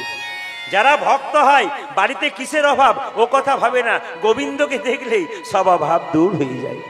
যারা প্রকৃত ভক্ত তারা ঘরের কথা চিন্তা করে না, এই দেহ ঘরটাকে গোবিন্দকে দেবার জন্যে তারা হরিনাম শুনতে থাকে। এই জন্য আজকে হরিবাসরে এসে আমি খুব খুশি হয়েছি। এই জন্যে আপনাদের মেদিনীপুরের এই জায়গাটাতে এত ভক্ত আছে এবং ভক্তগুলো এক মনে কীর্তন শুনতে পারে। আজকে সারাটা রাত্রি আপনারা গোবিন্দের জন্য দিয়ে যান, একদিন আপনার বিরাট বড় বিপদ হবে, আপনি উদ্ধার হয়ে যাবেন, আপনি ভাবতেই পারবেন না কেন হলো, আজকের দিনটার জন্য হয়ে গেল। আপনি আজকে যে হরিনামের ব্যাংকে নিজের দেহটাকে দিলেন, উলুধ্বনি হরিধ্বনি দিলেন, ভগবানের ব্যাংকে আপনার জমা হয়ে গেল। যেদিন বিপদে পড়বেন সেদিন আপনি উপকার পেয়ে যাবেন। এই জন্য মন্দিরে চাইতে নাই। একটি 8 বছরের বাচ্চাকে একটা যজ্ঞের মধ্যে কাঠ দেন, আপনার বেল কাঠ, আপনারা ঘি দেন, কিন্তু একটা যজ্ঞের মাঝে 8 বছরের বাচ্চাকে, ব্রাহ্মণ সন্তানকে একেবারে নিক্ষেপ করা হয়। লীলাটির নাম হবে নহুষ রাজা সাপমোচন অথবা নরমের যজ্ঞ। যজ্ঞের মধ্যে একটা বাচ্চাকে আহুতি দেওয়া হবে, দেখবেন আপনারা। এই লীলাটি শুনতে গেলে আপনাদের মন দিয়ে শ্রবণ করতে হবে। এই লীলাটির মধ্যে ছোট ছোট তত্ত্ব আছে, এই তত্ত্বগুলো ধরে নিয়ে যেতে হবে। আমার গুরুদেব বলতেন যে গরু যখন ঘাস খায় তখন খুব তাড়াতাড়ি খায়, কিন্তু এক সময় বসে বসে ধীরে ধীরে জাবর কাটে। আপনারা কীর্তন শুনতে এসে বহু কথা শুনবেন, ওর মধ্যে 10টা কথা যদি হৃদয়ে গেঁথে নিয়ে যান আর জীবনে ব্যবহার করতে পারেন, আপনার জীবন তো সুন্দর হয়ে যাবে, আপনার জীবন পরিবর্তন হয়ে যাবে। এই জন্য একটা একটা করে বলবো, আপনার একটা একটা করে মন দিয়ে শ্রবণ করবেন যে যেখানে বসে আছেন। আর যারা সামনের দিয়ে এগোচ্ছেন আর বেরোচ্ছেন তাদের বলবো, খুব যদি অসুবিধা না হয় সামনের দিকে কেউ এগোবেন না, পেরোবেন না। কেন? সামনের দৃষ্টি কটু লাগে, সামনে বারবার পেরোলে। একটা ছোট্ট তত্ত্বের দ্বারা আমি নরমের যজ্ঞের দিকে যাব। নরমের যজ্ঞটা কি? এইদিকে মায়েরা, মর্তধামে নারদ মুনি একবার বেড়াতে এলেন। তিনি দেখতে পেলেন মর্তধামে যে একজন রাজা দান করছে, আর প্রচুর লোক লাইন দিয়ে দান, ওই যে একজন রাজা দান করছে আর প্রচুর লোক লাইন দিয়ে দান নিচ্ছে। তো নহুষ রাজার দানের নিয়ম আছে, আপনাদের মতো নয়। কিন্তু আমরা বাড়িতে কাউকে দান দিলে দেখবেন ব্রাহ্মণকে একটা 500 টাকার কাপড় দিই, বৈষ্ণবকে 400 টাকার কাপড় দিই, আর যারা ভিখারি মানুষ তাদের 100 টাকা দিয়ে দিই। মানে আমাদের দানের সমান নেই, বিচার নাই। কিন্তু নহুষ রাজার দানের বিচার কেমন? ও সবাইকে সমান দেয়। ব্রাহ্মণকে 500 টাকার কাপড়, তো ভিখারিকেও 500 টাকার কাপড়। এখন নারদ মনে মনে ভাবলো, বা আমি তো বহু দানি দেখেছি, কিন্তু এমন দানি দেখি নাই যে সব সময় মুখে হরিনাম করছে আর দান করছে। খবরটা একবার ভগবানকে দেওয়া যাক, ভগবান একবার পরীক্ষা করুক কেমন দানি বটে। মায়েরা, আপনি যখন ভক্ত হয়ে যাবেন, অটোমেটিক ভগবান আপনার সামনে কোনো না কোনো ছন্দে আসবে। আপনি চিনতেই পারবেন না কি করে ভগবান এলো। কেন? আপনাকে পরীক্ষা করতে এলো আপনি কত বড় ভক্ত হয়েছেন। এই যে কীর্তনে আসলে আপনারা বসে আছেন, আসলে ভগবান কিন্তু অন্তর্যামী, সকলে ভেতরে কথা জানতে পারছে। আপনি মনে মনে কি ভাবছেন? ঘরের কথা ভাবছেন না হরির কথা ভাবছেন? এগুলো কিন্তু তিনি অন্তর থেকে জানতে পারছেন। এই জন্য আপনার ভেতরে কি আছে, যতক্ষণ কীর্তন শুনবেন এরকম ভাবে বসে বসে একনিষ্ঠ ভাবে হরি কথা শুনে যান, লাভ আছে আপনার। তো আপনি যখন দোকানে সোনা বিক্রি করবেন, স্বর্ণকার তো পরীক্ষা করে দেখবে এর মধ্যে খাদ আছে না সোনা আছে। লক্ষ্য করুন, নারদ মুনি গেল ভগবানকে খবরটা দেবার জন্যে। প্রভু বলে, কি? বৈকুণ্ঠ থেকে আমি একবার ভারতবর্ষে গেছিলাম মর্তধামে, দেখলাম একজন দানি দান করছে, তার মুখে হরিনাম, আর সবাইকে সমান দান করছে। যখন আপনার বাড়িতে কোনো ভিখারি গেল, আপনাকে বললো, জয়নিতাই মা ভিক্ষা দাও, আপনি কিন্তু ভিক্ষাটা দেবার সময় চুপ করে দেবেন না। ও যেহেতু আপনাকে জয়নিতাই বলেছে, আপনি 1 টাকা দেন আর 10 টাকা দেন, 1 মুষ্টি চাল দিন, তখন আপনি মুখে যদি জোরে বলতে না পারেন, ধীরে ধীরে বলবেন জয়নিতাই, তবে দানের পূর্ণতা হবে। আপনার যদি নিতাই নাম না বলে, হরে কৃষ্ণ নাম না বলে চুপচাপ দিন, তাতেও ফল হবে। কিন্তু পরিপূর্ণ ফল নিতে গেলে আপনাকে, যখন আপনি দান করবেন জয়নিতাই বলে দান করবেন, তাহলে আপনার পূর্ণতা হবে। কিন্তু কিংবা হরে কৃষ্ণ নাম করে দান করবেন, আপনার পূর্ণতা হবে। তবে আপনাদের কাছে একটা নিবেদন রইল, চিরকাল তো আপনারা দান করেছেন, এবার থেকে আপনার বাড়িতে কোনো ভিখারি গেলে আপনার বাচ্চাকে দিয়ে দান করাবেন। মায়েরা যারা যেখানে বসে আছেন, এবার থেকে বাড়িতে ভিখারি গেলে বা রাস্তায় বাচ্চাকে সঙ্গে নিয়ে গেলে কেউ যদি কিছু চায়, আপনি ভিখারিকে দেবার সময় বাচ্চাকে বলবেন তুই দিয়ে দে। কেন? ছেলেকে দেওয়াতে শিখলে ভবিষ্যতে ছেলে আপনাকে দেবে। আর ছোট থেকে ছেলেকে এরকম শেখাবেন, তো বড়তে ছেলে আপনাকে এরকম করে দেবে। যেমন আমাদের এদিকে আমাদের একটা জায়গাতে একটা বাচ্চা ছেলেকে তার মা বলছে, এই দেখ টিফিন বক্সে টিফিন দিলাম, স্কুলে যাবি, নিজে খাবি, কাউকে দিবি না। ছেলেটা বলছে, মা আমার পাশে যারা বসে থাকে গরিবের ছেলে, তার মা টিফিন করে দিতে পারে না, আমার ইচ্ছা হয় 4টে পরোটা তুমি দাও, আমি একটা খাই, ওদের 3 জনকে একটা করে ভাগ করে দিই। তোর মা বলে, আমি খেটে খেটে মরবো আর তুই লোকের ছেলেকে খাওয়াবি? এই দেখ, শুনে রাখ, নিজে খাবি, কাউকে দিবি না। ছেলে কান ধরে বলছে, মা নিজে খাবো কাউকে দেবো না, নিজে খাবো কাউকে দেবো না। ছেলে যখন বড় হলো, চাকরি পেল, বিয়ে করলো, নিজে খেলো, মা বাবাকেই দিল না। জিজ্ঞেস করছে ছেলেকে তার বাবা মা, দিলি না কেন? বলছে বাবা, মা তো ছোটবেলা থেকে আমাকে শিখিয়েছে নিজে খাবি কাউকে দিবি না, এই জন্য সে নিজে খাই কাউকে দেয় না। যদি ছোট থেকে বাচ্চাকে ভালো অভ্যাস করাতে পারেন তবে আপনার বাচ্চা কিন্তু ভালো কাজ করবে। কারণ রামকৃষ্ণ পরমহংসদেব বলেছেন যে বাচ্চার মন হচ্ছে কচি বাঁশের মতো। আপনি বাঁশকে যেদিকে বাঁকাবেন সেদিকে বাঁকবে, বাঁশ মোটা হয়ে গেলে আর কিন্তু বাঁকবে না। এই জন্য বাচ্চাকে শিক্ষা দিতে গেলে আপনি বাচ্চা থেকে দেবেন, বাচ্চা ভালো হবে। আর ছেলের 21 বছর 22 বছর বয়স হয়ে গেল, যতই ভালো কথা বলুন ছেলে এক কানে বের করবে, এক কানে ঢুকিয়ে রাখবে। এই জন্য আপনাদের কাছে নিবেদন রইল যে শিক্ষা যদি দিতে হয়, চাণক্য পণ্ডিত বলেছে বাড়ির বাচ্চাদের 5 বছর পর্যন্ত কোনো দোষ ধরবে না, খেলবে পড়বে ভাঙবে কিচ্ছু বলবে না, কিন্তু 5 থেকে 15 পর্যন্ত ছেলে মেয়েকে শাসনের চোখে রাখবে। খুব ভালো ভালো কথাগুলো শুনে নেবেন। 5 থেকে 15 পর্যন্ত ছেলে মেয়েকে শাসনের চোখে রাখবেন, নইলে ছেলে মেয়ে বিগড়ে যাবে। যখন ছেলে মেয়ের বয়স 16 হয়ে যাবে তখন কি করবেন? তার সঙ্গে বন্ধুর মতো ব্যবহার করবেন। পুত্র মিত্র বদাচরে, বন্ধুর মতো ব্যবহার করলে দেখবেন এক সময় শেষ আপনার মনের কথা আপনাকে খুলে বলবে। এই নিয়মে যে সংসারে ছেলেকে মানুষ করতে পারি, আমাদের সংসার সুন্দর হয়ে যাবে। তাই দান যদি দিতে হয় মা, এবার থেকে যারা হরে কৃষ্ণ নাম করে দরজায় দাঁড়াবে, আপনি হরে কৃষ্ণ নাম করে দেবেন। আপনি নিজে দেবেন না, আপনার বাচ্চাকে দেওয়াবেন। ও যদি এখন থেকে দিতে দিতে মন বড় হয়ে যায়, ও যখন বড় হবে আপনাদেরকেও দেবে। অনেক মা বলে না আমাদেরকে আমার ছেলে বৃদ্ধাশ্রমে পাঠিয়ে দিয়েছে। না না, ছেলে দায়ী নয়, আপনি দায়ী। কেন? হাঁড়ি তৈরি করবার সময় কুমোর যদি হাঁড়ি তৈরি করতে করতে হাঁড়ির কানাটা বেঁকে যায়, কে দায়ী? হাঁড়ি না কুমোর? জোরে বলুন। সে তো কুমোর দায়ী। আপনার বাচ্চাকে আপনি মানুষ করতে পারেন নাই, তার জন্য তো আপনি দায়ী হয়ে গেছেন। সঙ্গে সঙ্গে ভগবান বলছে নারদ, এরকম দানি তুমি দেখলে? মুখে আমার নামও করছে, সবাইকে সমান দান করছে। তাহলে চলো আমি একবার দেখে আসি, পরীক্ষা করে আসি। ভক্ত যখন ভগবানকে ডাকে, ভগবান তাকে পরীক্ষা করে। অনেকে বলে না আমি এত হরিনাম করে আমার খুব কষ্ট। কষ্ট হবে না কেন? যে পড়াশুনো করে তাকে তো পরীক্ষা দিতে হয়, যে হরিনাম করে ভগবান তাকেই তো বারবার পরীক্ষা করে। তাই ভগবান এলেন কিভাবে?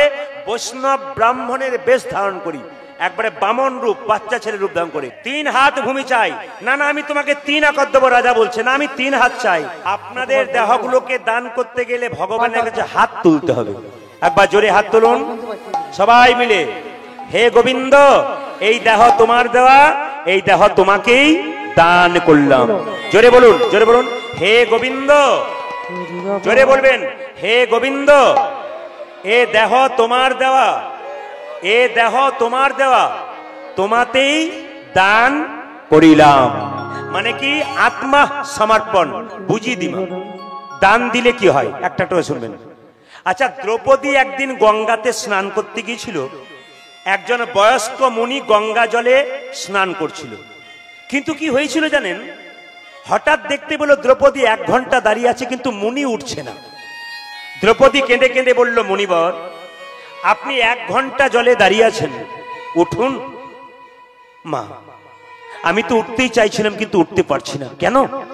যে কাপড়টা পরে আমি স্নান করতে নেমেছিলাম ওই কাপড়টা জলে ভেসে চলে গেছে।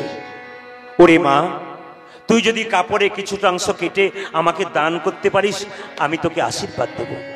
দ্রৌপদী কি করেছিল মা? নিজের কাপড়ের কিছুটা অংশ কেটে মুনিকে দান করেছিল। মুনি বলেছিল, এই যে মা, তুই যে আমাকে এইটুকু কাপড় দিলি, এই কাপড় একদিন অনেক করে পাবি। কোন দিন পেয়েছিল? সেই দিন যেদিন দ্রৌপদীর বস্ত্র হয়েছিল। আর একটা কারণে দ্রৌপদী দান পেয়েছিল কাপড়, আপনারা অনেকেই জানেন। দেখবেন কৃষ্ণের পিসির ছেলের নাম ছিল শিশুপাল। তো যখন শিশুপালের জন্ম হয়েছিল মা, তখন 3টে চোখ আর 4টা হাত হয়েছিল। আপনাদের এই গ্রামের কোন একটা মেয়ের বা ছেলের 3টে চোখ আর 4টা হাত হলে তার মায়ের মনের অবস্থা কেমন হয়? এখন শিশুপালের মা দেখলো আমার ছেলের 3টে চোখ আর 4টা হাত হয়েছে, এ তো ছেলে নয়, রাক্ষস। চল একে জঙ্গলে ফেলে দিয়ে আসে। এই বলে যেই না জঙ্গলে ফেলতে গেছে, আকাশবাণী হলো, মা তোমার ছেলেকে তুমি ফিরিয়ে নিয়ে যাও। তোমার ছেলেকে কতজন দেখতে আসবে? এমন একজন দেখতে আসবে যে দেখার সঙ্গে সঙ্গে তোমার ছেলের 1টা চোখ আর 2টো হাত খসে পড়বে, জানবে তারই হাতে তোমার ছেলের মৃত্যু হবে। এখন জানতো ব্যাপারটা মা, মানে শিশুপালের মা। শিশুপালকে কাপড়ের আড়ালে করে বাড়িতে নিয়ে এলো। চারিদিকে খবর হয়ে গেল কৃষ্ণের পিসির ছেলে জন্ম নিয়েছে, 3টে চোখ 4টা হাত, চল সবাই দেখে আসি। সবাই যখন দেখতে যাচ্ছে, সবাই লক্ষ্য করুন, দাদা বলাই যাচ্ছে, দাদা বলাইয়ের সঙ্গে কৃষ্ণ যাচ্ছে। সবাই গেল, কিচ্ছু হলো না। যখনই কৃষ্ণ দরজায় পা দিয়েছে আর চিৎকার করে বলেছে শিশুপাল, অমনি শিশুপালের একটা চোখ আর 2টো হাত খসে পড়েছে। যখনই শিশুপালের একটা চোখ 2টো হাত খসে পড়ে গেছে, তার মা তো জানতে পেরে গেছে এরই হাতে আমার ছেলের মৃত্যু হবে। তা কৃষ্ণকে কাছে রেখে শিশুপালের মা বলল, কৃষ্ণ কি? আমি তোর কে? পিসি। তবে এ তোর কে? ভাই। কথা দে কৃষ্ণ, শত অপরাধ করলে ক্ষমা করে দিবি? ভগবান বলল, আইন যেমন আছে ফাঁক তেমন আছে।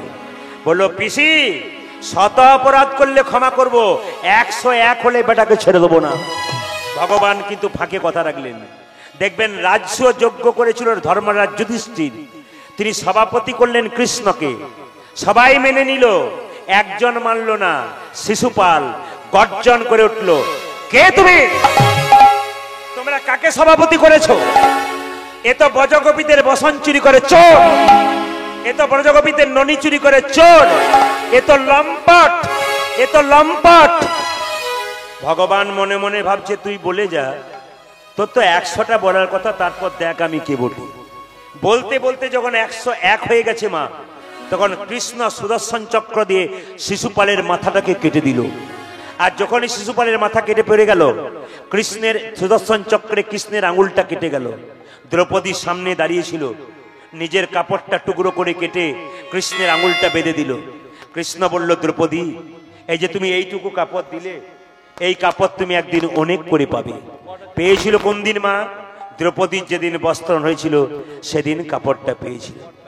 রাজা নহুস, তোমার কাছে আমি 3 হাত ভূমি জায়গা চাইলাম, কিন্তু শপথ করলাম তোমার মৃত্যুর আগে, তুমি বেঁচে থাকতে থাকতে যদি কোনোদিন এই 3 হাত জায়গাতে স্পর্শ করো, তবে তোমার মৃত্যুর পরে তোমার আত্মার মুক্তি হবে না।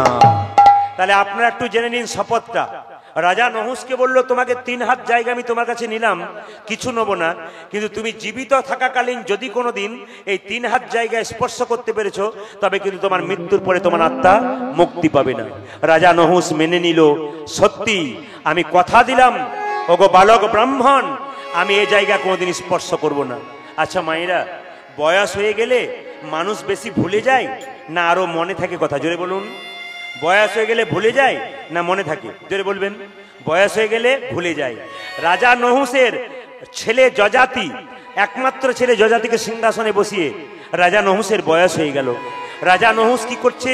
বয়স অবস্থায় কাঁদছে আর গাইছে, ও হরি দিন কবে মোর হবে বলো, হরি দিন কবে মোর হবে। সমবেত ভক্তমন্ডলী, ভক্তিমতী মায়েরা, একদিন যখন আপনাদের বয়স হয়ে যাবে, সংসারের ছেলে মেয়ের জন্য এত কিছু করলেন, সেই ছেলে মুখের উপর আপনাকে গালাগাল দেবে। আপনি বলবেন, আহ, যার জন্য করি চুরি সে কিনা বলে চোর। সেদিন আপনার কষ্ট হবে। আপনার বয়স হয়ে যাবে, কেউ আপনাকে 1 গ্লাস জল দিতে চাইবে না। আপনার বয়স হবে, আপনার বিছানা করতে চাইবে না। আপনার বয়স হয়ে যাবে, এক মুষ্টি ভাতের জন্য আপনাকে বসে থাকতে হবে। এই তো সংসার। শুধু দিতে জানে কিন্তু নিতে জানে না, আর নিতে জানে কিন্তু দিতে জানে না। মায়েরা সংসারে যতক্ষণ পরিশ্রম করছেন, সংসার আপনাকে ভালোবাসছে। আপনার শরীরে একটা কঠিন রোগ হয়ে যাক, বাড়ির লোক 10 দিন সেবা করবে, তারপর বলবে এবার গেলেই বাঁচি। এই তো সংসার। দাদা ভাইয়েরা, এত রোজগার করছেন, সংসারকে এত দিচ্ছেন, দেখে নেবেন আপনারা। আজকে দিচ্ছেন, আপনাকে সবাই ভালোবাসছে। যেদিন দেওয়া বন্ধ করবেন, আপনার বয়স হয়ে যাবে, সেদিন দেখবেন যাদের আপনি দিচ্ছেন তারা আপনাকে কি দিচ্ছে, লাঞ্ছনা, গঞ্জনা। তখন বলবেন, আহ, সারা জীবন তোদের জন্য করলাম, ভগবানকে ডাকার সময় হলো না। সুযোগ যখন আজকে পেয়েছেন, এই সুযোগ আপনারা কেউ হারাবেন না। আজকে নহুস রাজা গাইছে। এখন আসর উঠে কেউ পয়সা দেবেন না, আপনি এসছেন ভালো করেছেন, আর কেউ আসবেন না, শেষে দেবেন, কীর্তনে ডিস্টার্ব হয়। আসুন, 1 মিনিট আসুন। আপনারা মায়েরা মন দিয়ে শুনবেন। আচ্ছা বলুন তো, মায়ের পেটে যখন বাচ্চা থাকে, মাথাটা নিচের দিকে না ওপর দিকে? জোরে বলবেন আপনারা, একটু ভেবে বলুন। মায়ের পেটে বাচ্চা থাকে, মাথা নিচের দিকে না ওপর দিকে? জোরে বলুন। মাথা নিচের দিকে, পা গুলো ওপর দিকে। আমরা যেদিন ভগবানের কাছে ছিলাম, মায়ের পেটে ছিলাম, 7 মাস বয়সে কৃষ্ণ গর্ভের মধ্যে সবাইকে দেখা দেয়। ওই জন্য 7 মাস বয়সে দেখবেন সাদ খাওয়ানোর নিয়ম। সবাই শুনে নিন, 7 মাস বয়সে সাদ খাওয়ানো হয় কেন? সেদিন গর্ভের মধ্যে কৃষ্ণ সবাইকে দেখা দেয়, ওই জন্য ওইটা হচ্ছে সাদ খাওয়ানোর সময়। সেদিন কৃষ্ণের প্রসাদ নিয়ে যাওয়া হয়। আমিষ খাবার যদি আপনি নিয়ে যাবেন তবে দুষ্ট ছেলের জন্ম নেবে, আর যদি আপনি নিরামিষ খাবার নিয়ে যাবেন সাদ, তবে আপনার ভক্ত সন্তান জন্ম নেবে। আমাদের ওখানে 7 মাস বয়সে কোনো কোনো মেয়ে বাচ্চা থাকলে শাস্ত্র বলছে যে মাসে আমিষ খান আর না খান, অন্তত 7 মাস বয়সে 30টা দিন আপনি নিরামিষ খান। কেন? সেই মাসে যে কোনো দিন কৃষ্ণ গর্ভের মধ্যে সন্তানকে দেখা দেয়, সেই মাসটাতে নিরামিষ খান। কিন্তু সাধুগুরু বৈষ্ণবের উচ্ছিষ্ট প্রসাদ খান, আপনাদের লাভ আছে। কিন্তু সবচাইতে লজ্জার ব্যাপার, অনেক মেয়েরা 7 মাস পেটে বাচ্চা থাকে, ফুচকার দোকানে ফুচকা খায় আর যত ফচকে ছেলের জন্ম দেয়। আজকে হিন্দুর ঘরে বহু ফচকে ছেলের জন্ম হচ্ছে কেন? যত ফুচকা খাচ্ছে 7 মাস বয়সে, তত ফচকে ছেলের জন্ম হচ্ছে। মায়েরা, কথা দিলাম ভগবানকে তোমার নাম করব, নাম করার কথা দিয়ে রাখতে পারলাম না। আসা যাওয়া ভবের মাঝে প্রভু তোমায় ডাকা হলো না, যা চাইব বলে ভেবেছিলাম চাওয়া হলো না। হরি দিন কবে মোর হবে, বলো দিন কবে মোর হবে। এই গানটা গাইতে গাইতে আস্তে আস্তে বয়স হয়েছে তো এমনি করে গাইছে। পার কর হে আমায় পারে দয়া, পার কর হে আমায় পারে দয়া। তুমি পারের কর্তা, তুমি পারের কর্তা, নিয়ে বার্তা আমি তোমার চরণ কাঁগা। পার কর হে পারে দয়া, হরে পার কর হে পারে দয়া। রাজা নহুষ এই কথা বলতে বলতে যে 3 হাত জায়গা ভগবানকে দান করেছিল, ওই 3 হাত জায়গাতে শরীরের ক্ষমতা না পেয়ে আছাড় খেয়ে পড়ল। আর যেই না আছাড় খেয়ে পড়লো, আকাশবাণী হলো, রাজা এ তুমি কি করিলে,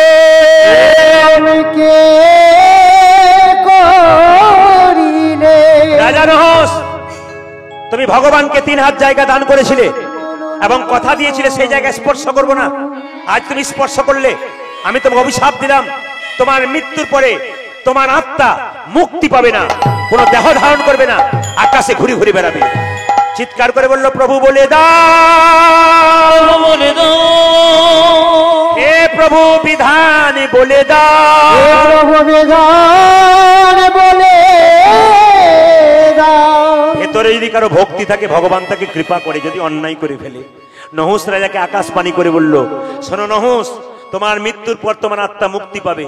পুত্রের যদি থাকে হরিচরণে মতি, হরিচরণের মতি, নহুষ তুমি শীঘ্র পাবে মুক্তি, শীঘ্র পাবে মুক্তি। নহুষ তুমি মুক্তি পাবে মৃত্যুকাল পরে, মৃত্যুকাল পরে। তোমার এমন পুত্র যদি নরমে যজ্ঞ করে। এই দেখুন, এই দেখুন, আকাশবাণী হলো, তোমার মৃত্যুর পরে তোমার যদি ছেলে নরমের যজ্ঞ করতে পারে, একটা যজ্ঞে একটা বাচ্চা ছেলেকে আহুতি দিতে পারে, সেদিন কিন্তু তোমার আত্মার মুক্তি হবে বাবা। এই কথাটি জানালো কে? নহুষ রাজা তার ছেলেকে। কিছু মনে করবেন না। ছেলে জন্ম দেয় কেন ও মায়েরা? ছেলে জন্ম দেয় কেন মায়েরা?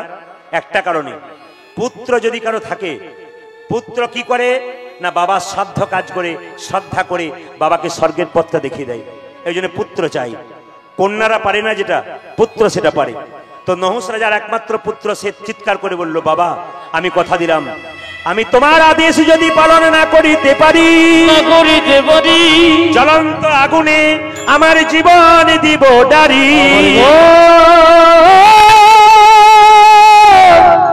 জীবন দেব। জেনে নিন মেদিনীপুরের জন্য বলি নাই, আমাদের এলাকায় বহু ছেলে আছে নিজে ভালো খায়, বাবা মাকে দেয় না। বাবার মৃত্যুর পরে যা সম্পদ রেখেছে তা নিয়ে ভাগাভাগি করতে শুরু করে। মায়েরা, দাদা ভাইয়েরা সবাই শুনে নিন। একজন ভদ্রলোক আমাকে বলছে, আমার ছেলের জন্য আমি 1 কোটি টাকা রেখে গেলাম, আমার আর কোনো চিন্তা নাই প্রদীপ বাবু, ছেলে বসে বসে খাবে, আর কোনো কষ্ট হবে না। আমি তাকে প্রশ্ন করলাম, দাদা, যে ছেলের জন্য আপনি 1 কোটি টাকা রেখে গেলেন, আপনি তাকে কেমন তৈরি করে গেলেন ওটা আগে দেখতে হবে। 1 কোটি টাকা রেখে গেলেন, ছেলে মদ খেয়ে খারাপ চরিত্র করে টাকাটা খরচ করে দিল কিনা? আপনি বাবা হয়েছেন, এমন কৃষ্ণ ভক্ত সন্তান তৈরি করে দিয়ে যান যেন আপনার মৃত্যুর পর সেই টাকার কিছু অংশ সাধুগুরু বৈষ্ণবকে দিয়ে সেবা দিয়ে হরিনাম করে নেতাই গৌর হরি বল বলে দিয়ে দিন।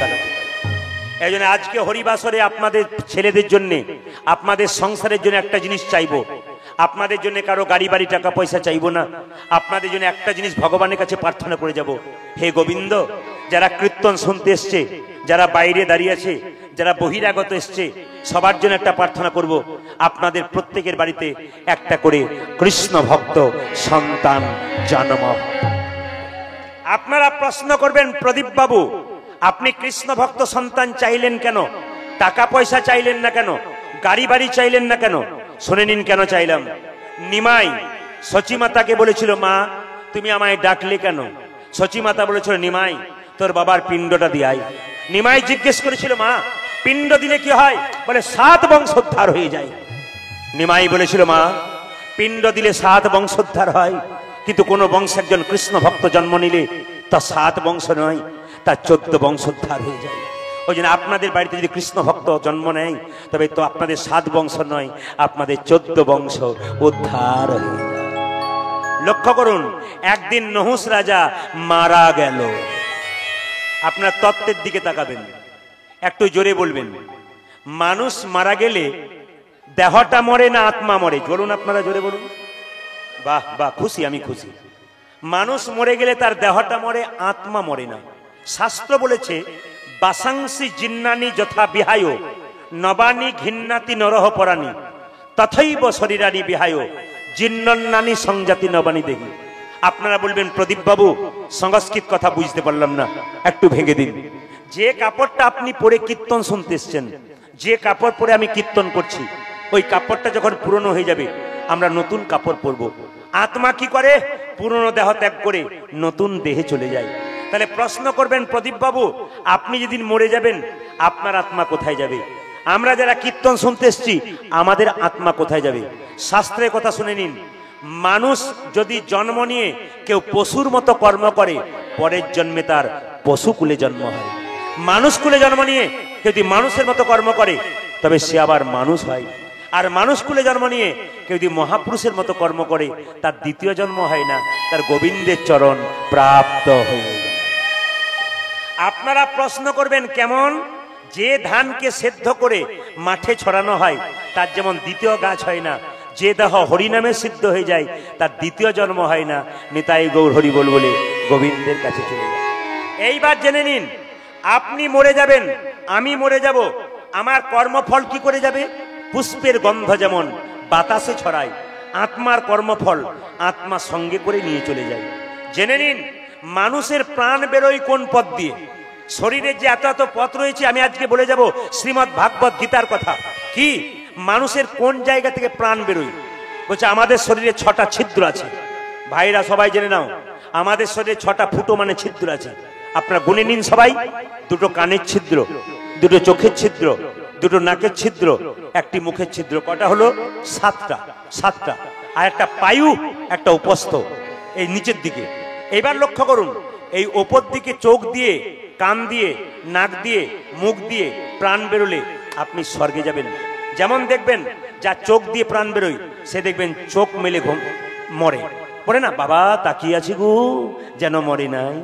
জেনে নেবেন চোখ দিয়ে প্রাণ বেরোলো। অনেকে দেখবেন মরবার সময় হা করে মরে, তার মানে কি? মুখ দিয়ে ওর প্রাণ গেছে। অনেকে মরবার সময় কান দিয়ে প্রাণ বেরোয়, কানগুলো মোটা হয়ে যায়। অনেকে নাক দিয়ে প্রাণ বেরোয়, নাকটা মোটা হয়ে যায়। আবার দেখবেন এই ছিদ্রের মধ্যে প্রাণ বেরোলে আপনি স্বর্গে গেলেন। ভাগবত গীতা বলল, আর যদি আপনি নিচের দিকে দুটো ছিদ্র রয়েছে, প্রস্রাব এবং পায়ু ছিদ্র, এর মধ্যে যদি প্রাণ যায় তাহলে দেখবেন মৃত্যুর সময় প্রস্রাব করে দেয়, পায়খানা করে দেয়, জানবেন এরা নরকে যাচ্ছে, নিম্নগামী হচ্ছে। এই দিকে হলে ঊর্ধ্বগামী হয়। অনেকে দেখবেন মৃত্যুর সময় চমকে চমকে ওঠে। কেন বলুন তো? এত পাপ করেছে। যমরাজা সামনে এসে বলে, এই তাড়াতাড়ি আয়, তোকে নিয়ে যাব, তখন চমকে চমকে উঠে, ভয় খেয়ে খেয়ে ওঠে। এটা কিন্তু শাস্ত্রের নিয়ম। এইবার বলে রাখি, আপনি স্বর্গে গেলেন না নরকে গেলেন জানবেন কি করে? আপনার মৃত্যুর পর আপনার মুখ যদি বিকৃত হয়ে যায়, বিভৎস হয়ে যায়, আপনি নরকে চললেন। আর আপনার মৃত্যুর পর দেখে যদি মনে হয় আপনি ঘুমাচ্ছেন, লোকে বলে না, দেখে এলাম গো যেন মরে নাই, ঘুমাচ্ছে, ইনি গেলেন স্বর্গে। আপনার মৃত্যুর পর এই গ্রাম থেকে যখন নিয়ে যাবে বলা হরি হরি বল বলে, তখন যদি কেউ বলে, মেয়েটা খুব ভক্তি ছিল গো, খুব ভালো মানুষ ছিল, ভদ্রলোক খুব ভালো ছিল গো, কৃষ্ণ ভক্ত ছিল, ছেলেটা খুব ভালো ছেলে ছিল কিন্তু কৃষ্ণ ভক্ত ছিল, দশচক্রে ভগবান, ইনি গেলেন স্বর্গে। আর আপনার মৃত্যুর পর যদি বলে, এই মেয়েটা গ্রাম থেকে গেল ভালো হলো, সবাইকে নষ্ট করে দিয়ে চলে গেল, আবার কোনো পুরুষ যদি চলে যায়, এই লোকটা চলে গেল ভালো হলো, গ্রামকে নষ্ট করছিল, জানবেন ইনি যাচ্ছেন নরকে। আপনাদের কাছে নিবেদন রইল, জন্ম হোক যথা তথা, কর্ম যেন হয় ভালো। এখন নহুষ রাজা মারা গেছে বলে তার ছেলে যজাতি গুরুদেবের কাছে গিয়ে বলেন, গুরুদেব আমি যে নরমের যজ্ঞ করব তার বিধান কি? বলছে, শোনো, নরমের যজ্ঞ করতে গেলে এই নিয়মগুলো জেনে নাও, মায়েরা জেনে নিন। সোনার থালা চাই, সোনার ঝাঁটা চাই, আর কি চাই মা? আর কি চাই? পাটের কাপড় চাই। আপনাদের বাড়িতে কোনো ব্রাহ্মণ বৈষ্ণব এলে তাকে বরণ করতে হয় কি দিয়ে? কাপড় দিয়ে। যাবার সময় দক্ষিণা দিতে হয়, আগে সোনা দিত, একটা থালা দিতে হয়, কিছু একটা দিতে হয়, দিলে দান করলে লাভ হয়। কেন? বৈষ্ণবকে দান করলে আখেরে আপনার লাভ আছে। এবার যে নিয়মটা বললো ওতে কিন্তু চমকে গেল কে? রাজা যজাতি। এই জিনিসটা চাই কি? অষ্টম গর্ভের অষ্টম বর্ষের দ্বিজেরও সন্তান। অষ্টম গর্ভে অষ্টম বর্ষের দ্বিজেরও সন্তান। তুমি যে নরমের যজ্ঞ করবে তার জন্য কেমন ছেলে চাই? অষ্টম গর্ভের অষ্টম বর্ষের দ্বিজ মানে ব্রাহ্মণের ছেলে। ও মাইরা, যে ছেলেটাকে যজ্ঞে দেওয়া হবে সেই ছেলেটা বয়স কত হতে হবে? 8 বছর। জোরে বলুন, ক বছর বললাম? একটু জোরে বলুন, একটু জোরে বলুন। যে ঘুমাচ্ছে সে বলুন, ক বছর বললাম? 8 বছর। আচ্ছা, আর অষ্টম গর্ভের সন্তান চাই। আর জাতিতে কোন জাতি হওয়া চাই? জোরে বলুন, ব্রাহ্মণের। গায়ের রংটা হতে হবে কৃষ্ণের গায়ের মতো। আচ্ছা বলুন তো, কৃষ্ণের গায়ের রং সাদা না হলুদ? হলুদ না? আর একজন বলছে সবুজ। আচ্ছা আচ্ছা, বাহ, খুব ভালো। তবে সেরকম কৃষ্ণের গায়ের রংটা কেমন? চৈতন্য চরিতামৃত বললো, আকাশে যখন প্রচন্ড মেঘ আসে, এইবার জল নামবে, এইরকম যে রং আকাশের, সেইটা হচ্ছে কৃষ্ণের গায়ের রং। যখন প্রচন্ড মেঘ করেছে, বৃষ্টি আসবে, ওই রং। আর মুখে যেন কৃষ্ণ কৃষ্ণ নাম হবে। আপনার সবাই মিলে একবার মুখে নাম করে নিন তো, সবাই মিলে হাত তুলে কৃষ্ণ কৃষ্ণ, সবাই মিলে একসঙ্গে প্রেম সে, একসঙ্গে সবাই, কৃষ্ণ কেশব কেশব। আপনাদের এখান থেকে লাইভ দেখাচ্ছে, এই লাইভ বহুদূর পর্যন্ত দেখতে পাচ্ছে। আর আমার যে ক্যামেরা এসছে মা মনসা চ্যানেল, আপনারা ইউটিউবে সার্চ করবেন প্রদীপ পাল মা মনসা চ্যানেল, প্রচুর নতুন নতুন গান পাবে। যাতে স্বামী যাতে স্বামী স্ত্রীর মধ্যে ঝগড়া না হয় তার জন্য একটা মন্ত্র বলে দেবো, বলবো না, বাদ দিয়ে দেবো। বাবারে, মায়েরা বলছেন বলুন বলুন, ওই জন্য তো কীর্তন শুনতে আসা। আর যত ঝঞ্ঝাট তো ওনার সঙ্গে, বাকি তো কারো সঙ্গে নাই। কিন্তু জেনে নিন মায়েরা, যাকে বেশি ভালোবাসা যায় তার সঙ্গেই বেশি, জোরে বলুন, অভিমান করা যায়। দাদারা মনে মনে ভাবছেন কি যে হয়, বাড়ি না গেলে আপনি বুঝবেন না। হরে কৃষ্ণ। এদিকে স্বামী স্ত্রীতে ঝগড়া হবে না, একটি মন্ত্র বলে দিই, জেনে নিন। বলছে, ভজন আর ভজন যদি একসঙ্গে করা যায় আপনাদের ঝগড়া কোনোদিন হবে না। বেলা 3টের সময় স্বামী আসবে, তাকে দেবেন, একসঙ্গে ভোজন করবেন, ঝগড়া নাই। আর যদি মনে করেন ও আসবে 3টে, আমি বিউটি পার্লার থেকে এলাম, ভালো খাবো, ভালো পরবো, ডিজাইন খারাপ হয়ে যাবে, তাহলে আপনার ঝগড়া হয়ে যাবে। আর যদি সন্ধ্যাবেলায় বসে একসঙ্গে ভজন করতে পারেন ভগবানের, তাহলে ঝগড়া আপনাদের হবে না। তবে জেনে নিন, এ সংসারে কোন স্বামী স্ত্রী সবচাইতে সুখী, কোন দম্পতি সবচাইতে সুখী বলবো, শুনে নিন। যার স্ত্রী হলো বোবা আর যার স্বামী হলো কালা, তার নাই কোনো জ্বালা আছে। যার স্ত্রী বোবা আর যার স্বামী কালা, তার নাই কোনো জ্বালা। আচ্ছা, হ্যাঁ, আচ্ছা, যার স্ত্রী বোবা আর যার স্বামী, ঠিক আছে, যার স্বামী কালা নাকি, নাকি? লাভ আছে। তবে আপনাদের বলে রাখি, আপনাদের কোনোদিন ঝগড়া হবে না, একটি নিয়ম বলে যাই, ভালো করে শুনে নেবেন যে যেখানে আছেন। এই যে বাঁ দিকে যে খোল বাজাচ্ছে, একে দেখতে পাচ্ছেন? বাঁ দিকে যে খোল বাজাচ্ছে, এনার বাড়ির পাশে একটা স্বামী স্ত্রী প্রত্যেক দিন ঝগড়া করত। এখন দেখুন, একটা পাড়াতে যদি স্বামী স্ত্রী বারবার ঝগড়া করে, পাড়ার লোকেরা তেতো হয়ে যায় না? তেতো খালি ঝগড়া করছে, ওখানে বলি না, খালি ঝগড়া করছে, আমাদের ছেলে মেয়েগুলোর মাথা খাবে। মেয়েটা কি ঝগড়া করে জানেন? স্বামী যদি সন্ধ্যে 7টায় আসার কথা 9টায় আসে না, মাথা গরম হয়ে যায়। স্বামী দুটো বললে ও 25টা গালাগাল দিয়ে দেয়। এখন দুজনে মিলে সিদ্ধান্ত নিয়েছে, পাশের বাড়ি একটা মেয়ে বলল তোদের কোনোদিন ঝগড়া হবে না, ওই দেখ পাশে একটা সাধু বাবা এসছে, ওর কাছে যাবি, ও মন্ত্র বলে দেবে, দেখবি ঝগড়া হবে না। আপনাদের সেই মন্ত্রটা একটু বলে দিই, আপনাদেরও কোনোদিন ঝগড়া হবে না, মানে বুদ্ধিটা শিখিয়ে দিই। এখন এদিকে তাকান, সাধু বাবার কাছে গেছে, সাধু বাবার কাছে স্বামী স্ত্রীতে গেছে। সাধু বাবা বলছে, মা মা কেন এসেছিস? তখন মেয়েটা বলছে, বাবা, মানে কিছু বুঝলেন? বাবা বলে, কি হচ্ছে তোদের?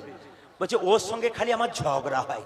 তখন সাধু বাবা বলছে, দুটো হাঁড়ি একসঙ্গে থাকলে মাঝে মাঝে ঠোকাঠুকি লাগতে পারে, স্বামী স্ত্রীর মাঝে মাঝে হয়, ওটা নিজের মধ্যে মেটাতে হয়, পঞ্চায়েত পর্যন্ত যেন না যায়, নিজেদের মধ্যে মিটিয়ে নিবি। তখন সাথী বলছে, বাবা আপনি এমন একটা উপায় বলুন যেন ঝগড়া না হয়। সাধু বাবা তো অন্তর্যামী, তিনি চালাকি করে বললেন, আচ্ছা কে বেশি ঝগড়া করে? মেয়েটা তখন তার স্বামীকে দেখাচ্ছে। কিছুক্ষণ পরে স্বামীটাকে বলছে, এই কে বেশি ঝগড়া করে? স্বামীটা তখন স্ত্রীকে দেখাচ্ছে। সাধু বাবা তো অন্তর্যামী, উনি বুঝতে পেরে গেছেন যে মেয়েটাই বেশি ঝগড়া করে। তখন ইশারা করে ছেলেটাকে বলছে, তুই বাড়ি যা, বাড়ি যা, আমি ব্যবস্থা করে দিচ্ছি। সঙ্গে সঙ্গে সাধু বাবা মেয়েটাকে বলছে, বস, চোখ মুজে বস। মেয়েটা বসেছে, কি করছে দেখুন। সাধু বাবা এক বোতল জল নিয়েছে, বলছে, মা তোদের আর কোনোদিন ঝগড়া হবে না, এই দেখ মন্ত্রপুত জল, ফুসফুস করে মন্ত্র পড়ে দিয়েছে। বলছে, এই মন্ত্রপুত জলটা নিয়ে যা, নিয়ে যাওয়ার পর তোর স্বামী যখন সন্ধ্যে 7টার জায়গায় 9টায় আসবে, তোর মাথা গরম হয়ে যাবে, তখন তুই কি করবি? কিছুই বলবি না, এই জলটাকে হাতে নিবি, মুখে ঢোকাবি, গিলবিও না, ফেলবিও না। কিছু বুঝলেন? কিছু বুঝেছেন? গিলবি না মানে কি? আর ঝগড়া হবে? বলুন, আর ঝগড়া হবে? বলছে, গিলবিও না, ফেলবিও না। তার মানে বোবার শত্রু নাই। যদি কারো জলটার দরকার হয়, তাহলে এখান থেকে কীর্তনের শেষে নিয়ে যাবেন, আমি ব্যবস্থা করে দেব। কাল থেকে একজন একজনকে দেখলে জয় নিতাই বলবেন। কি বলবেন? জোরে বলুন, একটু জোরে বলুন। হিন্দু সনাতন ধর্ম গড়ে উঠুক। প্রত্যেকটা হিন্দু ছেলে কাল সকাল থেকে বন্ধুকে দেখবে, কি বলবে? মায়েরা একজন মাকে দেখবেন, কি বলবেন? দাদা ভাইরা একজন একজনকে দেখবেন, কি বলবেন? কাল থেকে ফোনে হেলো না বলে কি বলবেন? কাল থেকে ফোনে হেলো না বলে কি বলবেন? যদি না বলেছেন, তাহলে স্বয়ং মা লক্ষ্মী এখানে আছে, ঘর থেকে পালিয়ে যাবে, তখন বুঝবেন মজা। জোরে বল, রাধা রানী কি, লক্ষ্মী দেবী কি, শ্যাম সুন্দর কি। আচ্ছা মায়েরা, লক্ষ্মী পুজো উপলক্ষে গান, লক্ষ্মী পুজো উপলক্ষে গান, তত্ত্ব তো গানে অনেক আছে, দিতে গেলে সময় চলে যাবে। সবাই লক্ষ্য করুন, যখনই বললো, আচ্ছা বলুন কত বছরের বাচ্চাকে আহুতি দেবে যজ্ঞে? জোরে বলুন, একটু জোরে বলুন। আচ্ছা, সেই ছেলেটা কত নম্বর গর্ভের সন্তান হবে? 8ম গর্ভের। আচ্ছা, সেই ছেলেটা কোন জাতির ছেলে হবে? সে কোন জাতির ছেলে হবে? তার গায়ের রংটা কেমন হবে? জোরে বলুন। গায়ের রংটা কৃষ্ণের মতো কালো বর্ণ। আচ্ছা, তার মুখে কি থাকবে? হরিনাম। জোরে বলুন, মুখে কি থাকবে? এই কথাগুলো ঠিক ছিল। এরপরে গুরুদেব যা বলল, যজাতি রাজা চমকে গেল। মৃত্যু ভয়ে সে যদি করে গো যজাতি 8 বছরের ছেলেটাকে ধরে নিয়ে গিয়ে যখন যজ্ঞে নিক্ষেপ করবে, সাবধান থাকবে। মৃত্যু ভয়ে সে যদি করে গো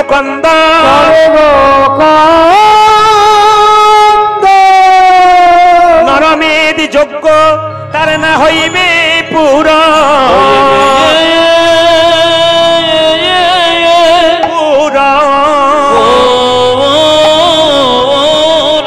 চমকে গেল। মৃত্যুর ভয়ে যে সেটা কাঁদতে থাকে, তাকে যখন আগুনে ঝাঁপ দেওয়া হবে, মৃত্যুর ভয়ে সে যদি কাঁদতে থাকে, তবে নরমের যজ্ঞ পূর্ণ হবে না। মায়েরা লক্ষ্য করুন, রাজা যজাতি কি করলো দেখুন। তার রথের সারথি সুমন্তকে ডাকলো। সুমন্ত, রথ পরিপূর্ণ করে মণিমুক্তা সোনাদানা নিয়ে নাও। এই সোনাদানা মণিমুক্তা নিয়ে তুমি ভারতবর্ষের চারদিকে ঘুরে বেড়াও। এমন একটা সন্তান পেলে তুমি নিয়ে এসো, এগুলোর বিনিময়ে আমি তাকে যজ্ঞে নরমের যজ্ঞ করব। লক্ষ্য করুন, দান যদি হয় নরমের যজ্ঞে, তাহলে দান আপনারা করবেন। একটু আমাকে বলবেন, যে দান দেয় তার হাতটা ওপরে থাকে না নিচে থাকে? জোরে বলুন। বাহ। যে দান দেয় তার হাতটা কোথায় থাকে? জোরে বলুন। ওপরে। আচ্ছা বলি, এইদিকে দেখান, এইদিকে দিকে, ওইদিকে নয়। হরে কৃষ্ণ।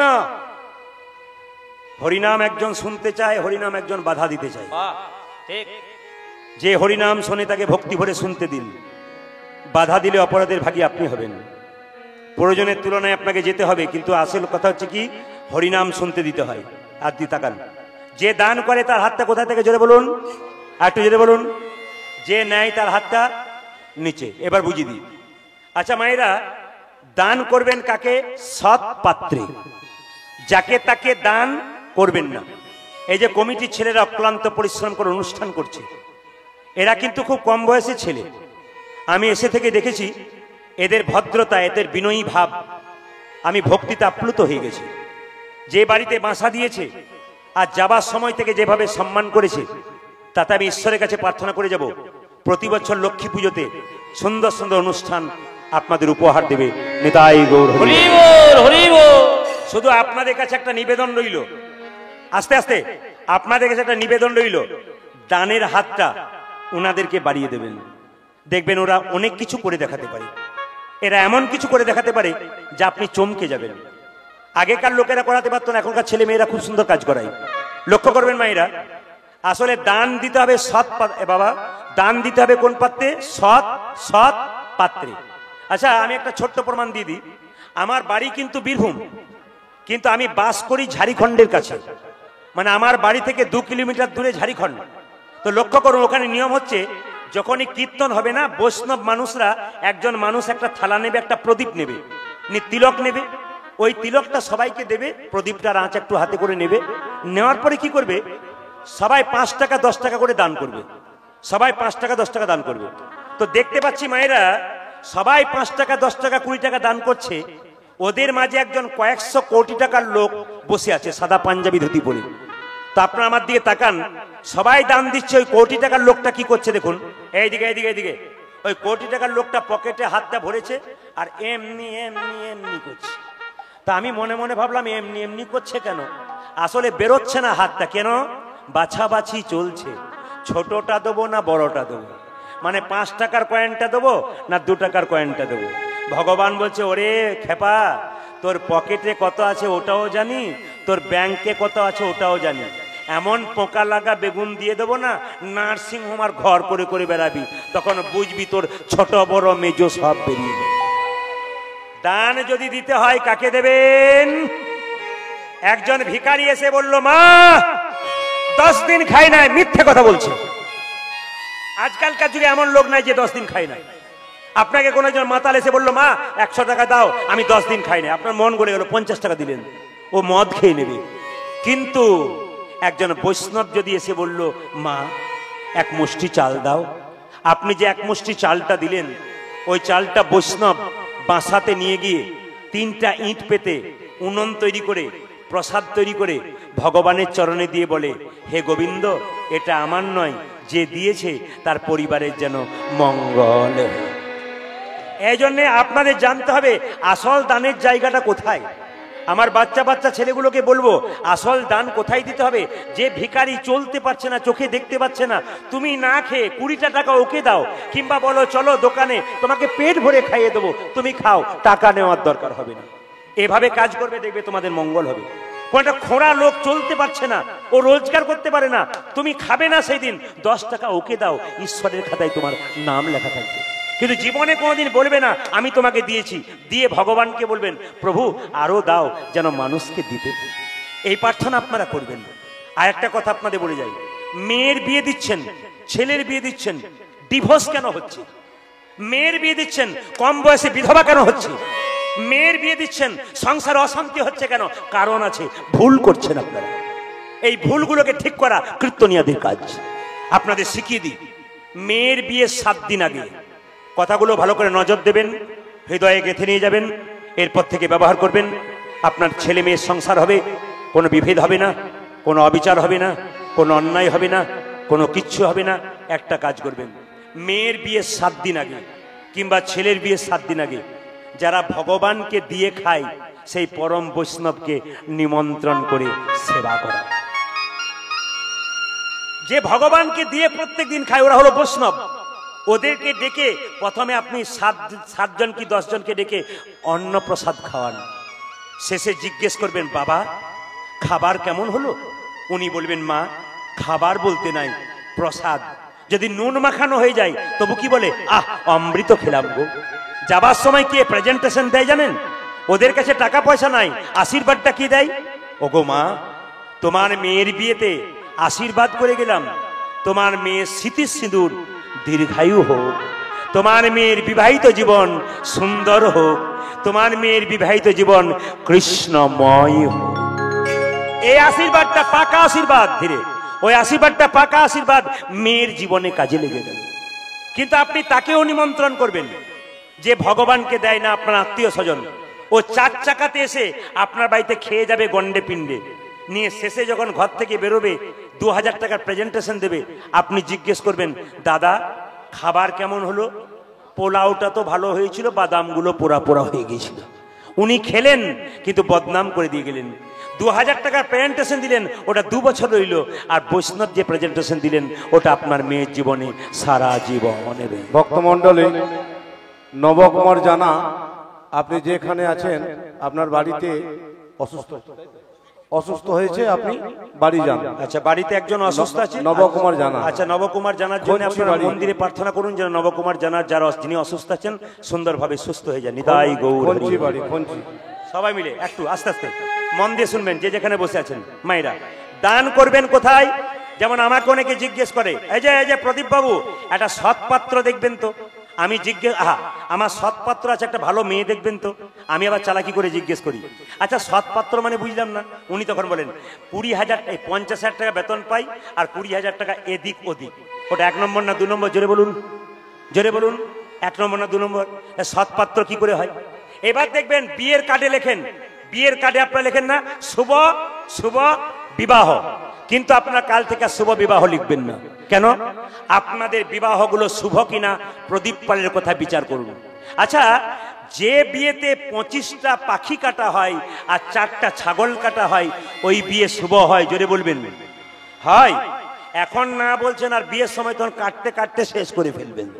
না না, এদিকে মেয়ের বিয়ের সময় আঙ্গুল কেটে দিলে মেয়েকে বলেন, এই দেখলি তো ভালো দিনে আঙ্গুলটা কেটে দিলি, অশুভ করে দিলি। আর তোমার মেয়ের বিয়েতে যে 25টা পাখি কাটা হলো, 4টা ছাগল কাটা হলো, রক্তের বন্যা বয়ে গেল, ওখানে শুভ কি করে হলো? এই জন্য কিছু জিনিস আছে যেগুলো আপনারা খারাপ কাজ করেন। যেমন দেখবেন গণক ঠাকুর একটা বই বের করবে, আপনারা দেখবেন, আপনারা একটু বলবেন হিসাব করে কোন জায়গায় এই কথাটা বলা হয়। আপনারা সবাই লক্ষ্য করবেন, সবাই লক্ষ্য করবেন কোন জায়গাতে এই কথাটা বলা হয়, আপনারা বলবেন। কিন্তু দেখুন একবার তাকিয়ে কি অবস্থা। আচ্ছা দেখুন তো সবাই। আচ্ছা, যাহা বলিব, কি বলবো? যাহা বলিব যাহা বলিব সত্য বলিব, সত্য বলিব, সত্য ছাড়া সত্য ছাড়া মিথ্যা মিথ্যা বলিব। বলিব। দেখেছেন কেমন অবস্থা? একবার বলো, যাহা বলিব যাহা বলিব সত্য বলিব, সত্য বলিব, সত্য ছাড়া সত্য ছাড়া মিথ্যা বলিব না। দেখেছেন কত চালাক? না এগুলাতে মাথা ঘুরাচ্ছি। আচ্ছা মায়েরা বলুন তো, এটা কোন জায়গায় বলা হয়? জোরে বলুন, এটা কোন জায়গায় বলা হয়? জোরে বলুন। কেন আপনাদের আগে থেকে যাওয়া আসা আছে নাকি? বুঝতে পেরেছি। আচ্ছা এইটার ভেতরে কি আছে বলুন তো? জোরে বলুন, জোরে বলুন। ওটাও খুলে দেখেছেন কি আছে? আচ্ছা এক জায়গায় জিজ্ঞেস করলাম, কালকে গান করছিলাম আপনাদের মেদিনীপুরেই, আমি চন্দ্রকোনার কাছে বালাতে, ওখানে জিজ্ঞেস করলাম একজনকে, আচ্ছা দাদা এইটার ভেতরে কি আছে? ও তখন বলছে যন্ত্র টন্ত্র কিছু একটা হবে বোধ হয়। লক্ষ্য করুন, আপনাদের কাছে নিবেদন রইল মা, দান আপনারা করবেন। কোথায় করবেন? সৎ পাত্রে দান করবেন। তবে হ্যাঁ, দান করবেন, নাম দেবেন না। দান করবেন, নাম জোরে বলুন দেবেন না। কোথাও 1000 টাকা দিয়ে আপনি বলবেন না যে আমি 1000 টাকা দিলাম, নাম করবেন না। প্রমাণ দিয়ে দিই, আমাদের বীরভূমে তারাপীঠ মন্দিরে কেউ যদি যান, সবাইকে আহ্বান রইল আমার দেখার জন্যে।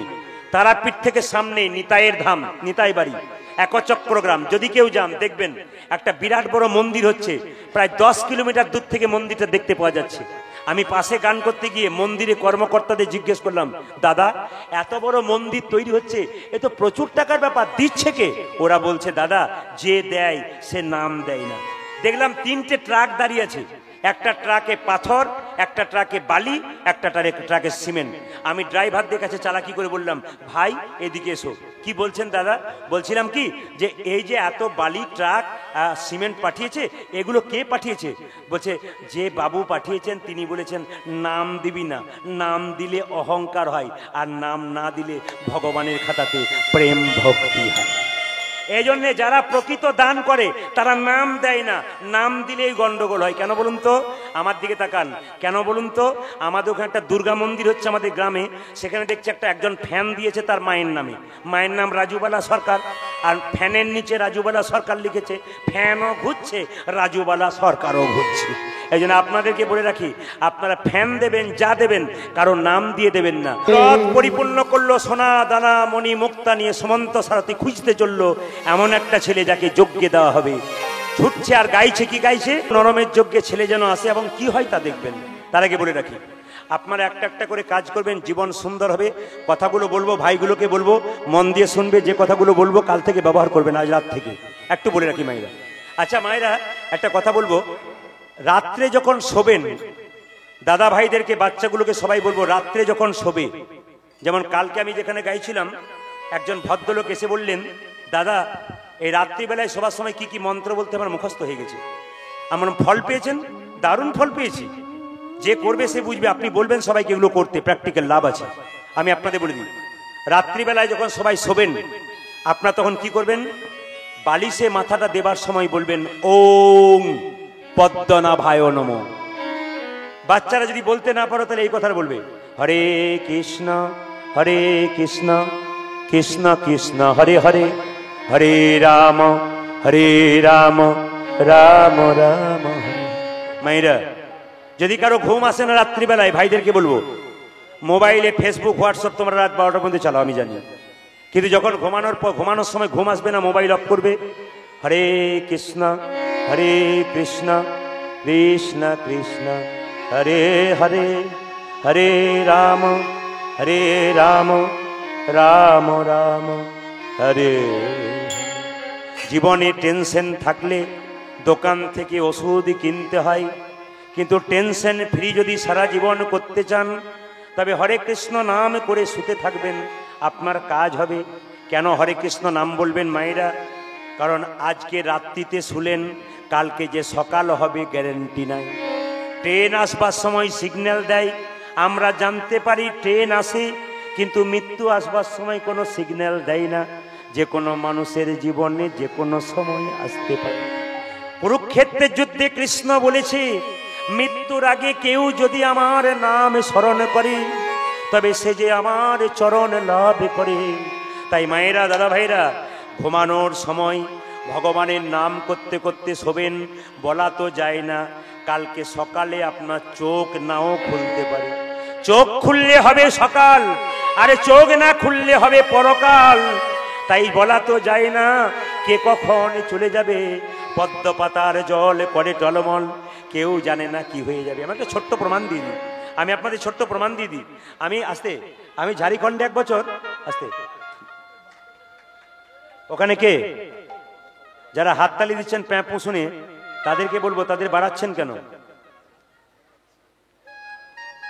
হরে কৃষ্ণ। যদি কীর্তন হয় সেই জায়গাতে কোনো ছেলে দুষ্টামি করে, সেই ছেলেকে পাশে ছেলেরা দাঁড়িয়ে থাকবেন, সরিয়ে দেবেন ওখান থেকে। ওকে শিক্ষা দিয়ে দেবেন যে হরিনামে এটা ড্যান্স হাঙ্গামা নয়, এটা হরিনামের জায়গা, এটা বুঝিয়ে দিন। তবে হিন্দু সনাতন ধর্ম ঘটবে। কেন বলুন তো? মুসলিম সমাজে দেখবেন, মুসলিম সমাজে দেখবেন, যদি কোনো মৌলবী সাহেব রাস্তা দিয়ে পেরিয়ে যায়, দেখবেন যত জোয়ান ছেলে হোক না কেন মাথাটা নিচু করে যায়। লজ্জা আমাদের। কোনো বৈষ্ণব পেরিয়ে গেলে কোনো হিন্দু ছেলে তার কাপড় ধরে টেনে দেয়, তার কাছা ধরে টেনে দেয়, তার তিলকটা মুছে দেয়, তাকে ঠাট্টা করে। ধর্ম থাকবে কোথায়? কোথায় ধর্ম থাকবে? একটা মসজিদ, একটা মুসলমানের ছেলে, সে কি করছে? প্রত্যেকদিন নামাজ পড়ছে, আর হিন্দুর ছেলে মন্দিরের পাশ দিয়ে 50 বার পেরোচ্ছে, একবার প্রণাম করছে না। এর চাইতে লজ্জা কি হতে পারে? কোন জায়গায় টিকবেন আপনারা? হিন্দু সনাতন ধর্ম বেঁচে থাকবে? কোনোদিনই বেঁচে থাকবে না। যেদিন যীশু খ্রিস্টের জন্মদিন, আপনারা সবাই জানতে পারলেন আজকে যীশু খ্রিস্টের জন্মদিন, কেক কাটা হয়। মহাপ্রভুর কোন দিন জন্মদিন আমাদের বাচ্চারা কেউ জানে না, আমরা জানি না। কেন? হাঁড়ি, যদি আমি আগেই বলেছি, কুমোর ভালো না হলে হাঁড়ি ভালো হবে কি করে? আপনি জানেন না মহাপ্রভু কবে জন্ম নিয়েছে, আপনার বাচ্চাকে শেখাবেন কি করে? শেখাবেন স্বয়ং ভগবান, যার জন্য পৃথিবীতে এলাম। তিনি দোল পূর্ণিমার দিন এসেছিলেন, 23শে ফাল্গুন সন্ধ্যাবেলায় 5টা 46 মিনিট এসেছিলেন মা সচিমাতার কোল আলো করে। এগুলো জানতে হয়, এই জন্য কীর্তন আপনি বাচ্চাকে জানাবেন, আপনাদের কাজ। কীর্তন শুনতে আসতে হয় কেন? একটা কথা বলে, শিক্ষিত মানুষ মা বাবাকে ভাত দেয় না, কিন্তু এমন লোক আছে জন খেটে খায়, মুনিশ খেটে খায়, দিনের মাথায় 200 টাকা রোজগার করে, নিজে শাক ভাত খায়, মা বাবাকেও শাক ভাত দেয়। এদের পড়াশুনো নাই কিন্তু বিবেক আছে, ওদের পড়াশুনো আছে কিন্তু বিবেক মনুষ্যত্ব নাই। একমাত্র বিবেক মনুষ্যত্ব তৈরি হয় স্কুল কলেজে নয়, ও মুখস্থ করে পড়াশোনা করে চাকরি পায়। একমাত্র বিবেক মনুষ্যত্ব তৈরি হয় একমাত্র হরিনামে। এই জন্য নিজে আসবেন না, বাচ্চাদেরকে নিয়ে আসবেন। ওরা ঘুমাক, ওরা আনন্দ করুক, ওরা চিৎকার করুক, তবু বাচ্চা যেন কীর্তন শোনে। কেন? যত বাচ্চা কীর্তন শুনবে তত কৃষ্ণ ভক্ত তৈরি হয়ে যাবে। এপিজে আব্দুল কালাম বলেছে, প্রত্যেকটা মায়ের কোল একটা বাচ্চার 100টা স্কুলের সমান। কেন? মায়ের কোলেই বাচ্চা শিক্ষা পায়। লক্ষ্য করবেন, মায়ের কাছ থেকে শিক্ষা পায় কেমন? বাঘিনী যখন সাঁতার কাটে তখন দেখবেন বাচ্চাগুলো সাঁতার কাটে না। কেন? ভয়ে যায় না। বাঘিনী আগে নেমে যায়, বাচ্চাগুলো আগে নিয়ে যায়। আপনারা কি করবেন মায়েরা? ধর্মের পথে আপনি আগে নামবেন, আপনার পিছু পিছু বাচ্চা নামবে। আপনাদের মেদিনীপুরের একজন মহান মানুষ, পৃথিবীর মানুষ তাকে চেনে, ঈশ্বরচন্দ্র বিদ্যাসাগর। তার মা ভগবতী দেবী সাগরের মা হলো কেন? মা খালের মা হলো না, বিলের মা হলো না, কেন তিনি সাগরের মা হলেন? মনটা তার সাগরের মতো ছিল বলে তো সাগরের মা হতে পেরেছিল। বিদ্যাসাগর মহাশয় তার মায়ের জন্য একটা শাল এনেছিল। মা, শালটা গায়ে নেবে না? না। কেন? পাড়া প্রতিবেশীর কত মা ঠান্ডায় থরথর করে কাঁপছে, যেদিন তুই ওদের জন্য চাদর আনবি বাবা, সেদিন শাল নেব। কি আমাকে মাসি বলে ডাকি, কি আমাকে কাকি বলে ডাকি, কি আমাকে মা বলে ডাকি, তারা ঠান্ডায় থরথর করে কাঁপবে, আর তোর মা হয়ে আমি কেমন করে শালটা গায়ে নেব? এরই তো নাম বিদ্যাসাগর, এরই তো নাম সাগরের মা। আপনি যদি মা হতে চান, ভালো মা, আপনাকে বড় মনের মানুষ হতে হবে। ওই জন্য মায়েরা দেখবেন কীর্তনে আসলে আপনারা লক্ষ্য করবেন, যত জায়গায় কীর্তন করছি সব জায়গায় দেখতে পাচ্ছি মায়েদের সংখ্যা বেশি। কেন বলুন তো? মায়েরাই জিনিসগুলোকে ধরতে পারে, মায়েরাই ব্যবহার করতে পারে। দাদা ভাইরা তো কাজে চলে যান, কিন্তু মায়েরা কি করে? এগুলো ব্যবহার করেন। আমি একটা একটা করে বলি। রাত্রিবেলায় শোবেন দাদা ভাইরা, বালিশে মাথা দিয়ে হরে কৃষ্ণ নাম করবেন। সকালবেলায় ঘুম থেকে উঠবেন, সবাইকে বলে রাখি, আপনার বাড়ির দেওয়ালে একটা কৃষ্ণের ছবি রাখবেন, কৃষ্ণের। প্রণাম করে উঠবেন কৃষ্ণকে দেখে। রাধা রানী জন্মের সময় অন্ধ ছিল, তিনি চোখ খোলেন নাই, শর্ত করেছিল যখন আমি প্রথম চোখ খুলবো কৃষ্ণকে দেখেই খুলবো। আপনি রাধার মতো শপথ নেবেন, সকালবেলায় যখন ঘুম থেকে উঠবেন আগে কৃষ্ণের বদন দেখবেন, তারপর আপনারা উঠবেন। এইবার বলি, বিছানায় যখন শুয়ে আছেন, ঘুম থেকে উঠছেন, কৃষ্ণের ছবি নাই, প্রণাম করতে পারছেন না, নিজের হাতটাকে প্রণাম করবেন। কিভাবে প্রণাম করবেন আমি তাকিয়ে দেখিয়ে দিই। এই হাতটাকে ধরে বলবেন, করাগ্গে বসতে লক্ষ্মী, কর মূলে তু সরস্বতী, কর মধ্যে গোবিন্দম, প্রভাতে কর দর্শনম। করাগ্গে বসতে লক্ষ্মী, এখানে মা লক্ষ্মী থাকে। কর মূলে তু সরস্বতী, এখানে সরস্বতী থাকে। কর মধ্যে গোবিন্দম, এখানে কৃষ্ণ থাকে। আচমন করার সময় জলটা এখানে নিই কেন? এখানে ভগবান কৃষ্ণ থাকে। শাস্ত্র বলল প্রভাতে কর দর্শনম, মানে প্রভাতে যে কর দর্শন করে তার গোবিন্দ দর্শন হয়। সকালবেলায় ঘুম থেকে উঠে কোনো মন্ত্র বলার দরকার নাই। বিছানা থেকে উঠবেন, বালিশ থেকে মাথা ছাড়াবেন, সঙ্গে সঙ্গে হাতটাকে দেখে একবার প্রণাম করবেন। এখানে কৃষ্ণ, এখানে লক্ষ্মী, এখানে সরস্বতী, এখানে কৃষ্ণ, দর্শন আপনার হয়ে যাবে। আপনি শুয়ে থাকবেন, শুয়ে থাকতে থাকতে গুরু মন্ত্র ভজনা করবেন। বলবেন বিছানা অপবিত্র জায়গা, মন্ত্র ভজন করলে পাপ হয়ে যাবে। মহাপ্রভু বলেছে, খাইতে শুইতে যথা তথা হরিনাম করো। হরিনামের কোনো বিচার নাই, যে কোনো জায়গায় করা যায়। মহাপ্রভু যখন নীলাচলে গিয়েছিল, তার সঙ্গে ছোট্ট একটা বাচ্চা ছিল, তার নাম হলো গোপাল। মহাপ্রভু পায়খানায় বসেছিল, জিভটাকে দাঁত দিয়ে চেপে ধরেছিল। গোপাল জিজ্ঞেস করেছিল, প্রভু তুমি যখন পায়খানায় বসলে তখন তুমি জিভটাকে দাঁত দিয়ে চেপে ধরলে কেন? মহাপ্রভু বলল, গোপাল রে, তুই তো বুঝবি না, হরিনাম হলো পবিত্র জিনিস। আমি পায়খানায় বসেছি মানে অপবিত্র জায়গায় বসেছি। এই সময় হরিনাম করলে আমার মন প্রাণ সব অপবিত্র হয়ে যাবে। জিভটাকে দাঁত দিয়ে চেপে চেপে ধরেছি। ছোট্ট গোপাল বলল, প্রভু আমি তো তোমার কাছে ক্ষুদ্র, তোমার চরণে প্রণাম করে একটা কথা বলি। কুরুক্ষেত্রের যুদ্ধে কৃষ্ণ বলেছে, মৃত্যুকালে কেউ যদি আমার নাম স্মরণ করি তবে সে যে আমার চরণ লাভ করে। আচ্ছা প্রভু, কেউ যদি পায়খানাতে বসে তারে বুকের প্রচন্ড যন্ত্রণা হয়, সে আবার মরতে যাবে, তখন যদি কৃষ্ণ নাম করতে পারে, কেউ যদি কাছে না থাকে সে কি কৃষ্ণ নাম করতে পাবে না? তবে মৃত্যুর আগে হরিনাম করতে বলল কেন? মহাপ্রভু সেদিনে গোপালকে ধরে বলল, গোপাল রে, আমি হয়ে গেলাম মহাপ্রভু, সবাই আমায় প্রভু বলি। এ জগতে যার কাছ থেকে শিক্ষা পাওয়া যায় সেই তো তার কাছ থেকে শিক্ষা পেলে তিনিই তো একজন গুরু হয়ে যায়। ওরে গোপাল রে, আজ থেকে তোর নাম দিলাম গোপাল। ওই জন্যে মায়েরা, সংসারে ভগবানকে পাওয়া যায়, সংসারের বাইরে পাওয়া যায় না। একটা একটা করে শুনবেন, দারুণ তত্ত্বের কথা কিন্তু। সংসারের ভেতরে ভগবানকে পাওয়া যায়, সংসারের বাইরে পাওয়া যায় না। কেন পাওয়া যায় না? তত্ত্বগুলো শুনবেন। ঘর বাড়ি ত্যাগ করে বলে কৃষ্ণ হরে হরে, তুং দিয়ে যাই বৃন্দাবন। বাড়ি ছেড়ে তো চলে গেছে, ঘর যে তার মনে আছে, এই ত্যাগে পাওয়া যায় না শ্রীনন্দের নন্দন। আপনি সংসার ছেড়ে ট্রেন ধরতে গেলেন বৃন্দাবন যাবার জন্যে, মাঝ রাস্তায় মনে পড়ে গেল মেয়েটার বিয়ে হয় নাই, ছেলেটার চাকরি হয় নাই, এরকম পিছু চিন্তা যার আছে ভগবান সে কোনোদিন পায় না। কে পেয়েছিল? জনক ঋষি রাজা, যিনি পূর্ণত্যাগী ছিলেন, তিনি কোনোদিন সংসার ত্যাগ করেন নাই, সোনার পুরীতে বসে থাকতো, মনকে সে যে গোলকে রাখতো। এরকম যদি ত্যাগী হওয়া যায়, কৃষ্ণের চরণ পাওয়া যায়। আপনার 2 ভরি 4 ভরি সোনা পেলে আপনাদের কত অহংকার হয়ে যায়। জনক রাজা যে বাড়িতে বাস করত সোনা দিয়ে মোড়া ছিল, মনটা কিন্তু গোবিন্দ সোনার কাছে পড়েছিল।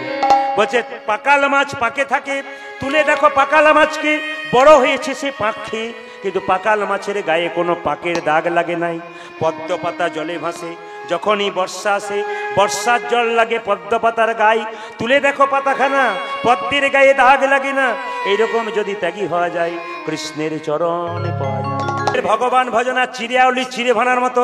আচ্ছা ঢেঁকি দেখেছেন? জোরে বলুন, জোরে বলুন, জোরে বলুন, হ্যাঁ না না? আচ্ছা ঢেঁকিতে যে পা দেয় তার টেনশন বেশি, না যে গর্ততে হাত দেয় তার টেনশন বেশি? জোরে বলুন। যে পা দেয় তার টেনশন বেশি, যে গর্ততে হাত দেয় তার টেনশন বেশি? আচ্ছা যে পা দেয় আর যে গর্ততে হাত দেয়, দুজনের মধ্যে ঝগড়া থাকলে কি হয় বলুন তো? তোজ্জা হবে। ওই জোরে জোরে দেয়, তোজ্জা হবে। মায়েদের ভগবান ভজনা কেমন?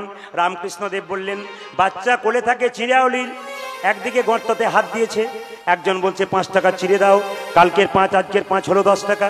একদিকে খরিদ্দারের সঙ্গে কথা বলে, একদিকে বাচ্চাকে স্তনপান করায়, একদিকে হাতটা তালে তালে রাখে। আপনার কি করবেন?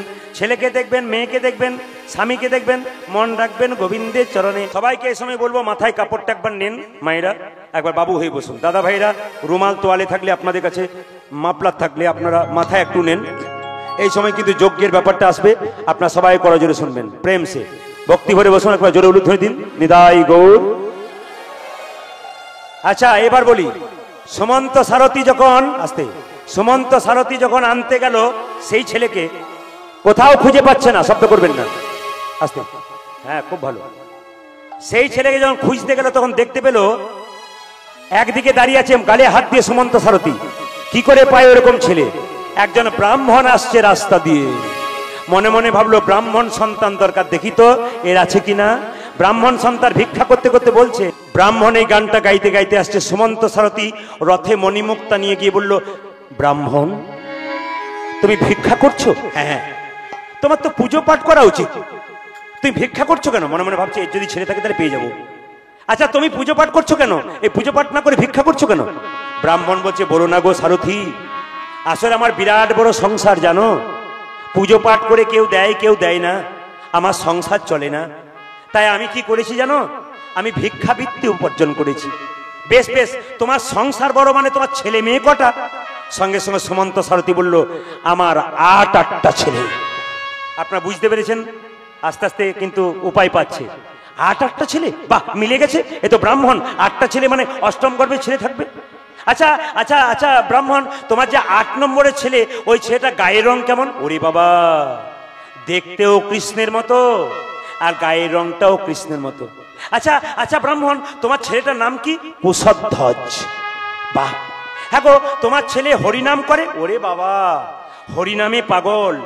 খাবার নাই, শোবার নাই, পড়াশোনাতে যত বুদ্ধি, হরির পথ তত ভক্তি। আমি বারবার প্রহার করতে যাই, মারতে যাই, হরিনাম ছাড়, হরিনাম ছাড়। তখন চিৎকার করে বলে, যতই মনে করো আঘাত, যতই মনে করো প্রহার, লাগে না আঘাত, রক্ষা করো প্রভু তুমি, ওগো জগন্নাথ।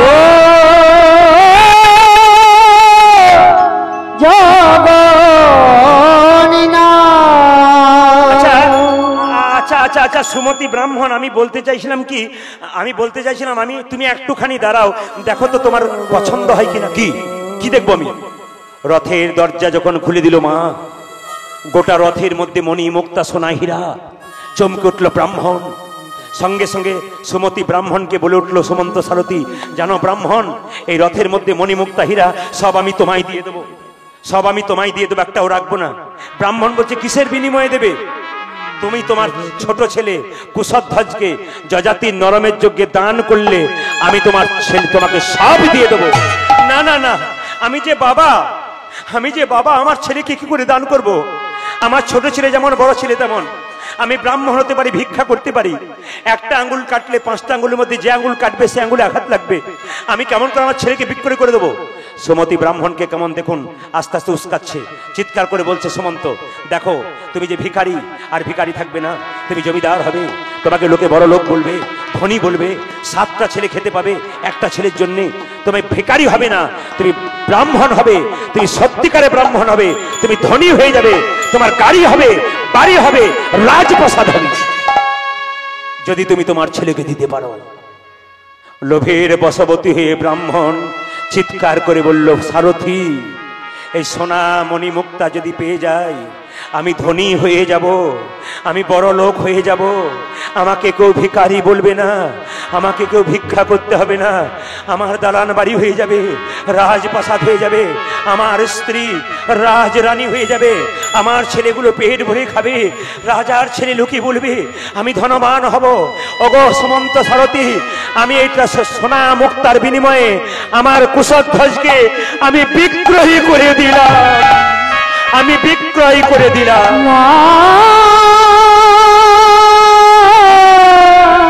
আমি বিক্রয় করে দিলাম। যেই না বিক্রয় করে দিয়েছি বাবা, সবাই বিক্রয় করে কিন্তু একজন করে না। আমি আগেই মাথায় কাপড় নিতে বললাম, মাথায় যারা নিয়েছেন তারা শুনবেন। বাবা যদি কোনো অন্যায় করে ছেলের প্রতি, মা কিন্তু করতে পারে না। যে যেখানে বসে আছেন লক্ষ্য করুন মায়েরা, চিৎকার করে নিয়ে গেল কুশধ্বজকে আনবার জন্য তার বাবা। তার কুশধ্বজকে আনতে গেল সুমতি ব্রাহ্মণ, তার স্ত্রীকে বলছে, কই গো ঘরণী, আমার কুশধ্বজ কই?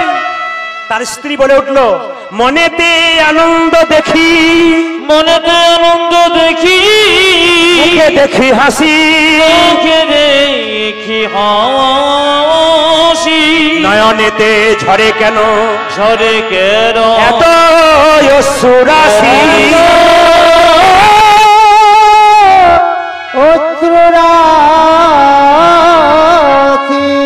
তার স্ত্রী বলে উঠল, স্বামী, অন্যদিন ভিক্ষা করে এসে মুখ শুকিয়ে যায়, একবারও ছেলেদের নাম করো না, আজকে তুমি কুশধ্বজকে খুঁজছো কেন? কুশধ্বজের জন্য পাগল হয়ে যাচ্ছ কেন? তুমি চুপ করে বসো, আজ আমি ধনী হয়ে গেছি, আজ আমি পাগল হয়ে যাব। রথের দিকে তাকিয়ে দেখো, মণিমুক্তা পরিপূর্ণ করা রথ, আমি আমার কুশধ্বজকে যজাতির নরমের যজ্ঞে বিক্রয় করে দিয়েছি। মা চিৎকার করে বলল, না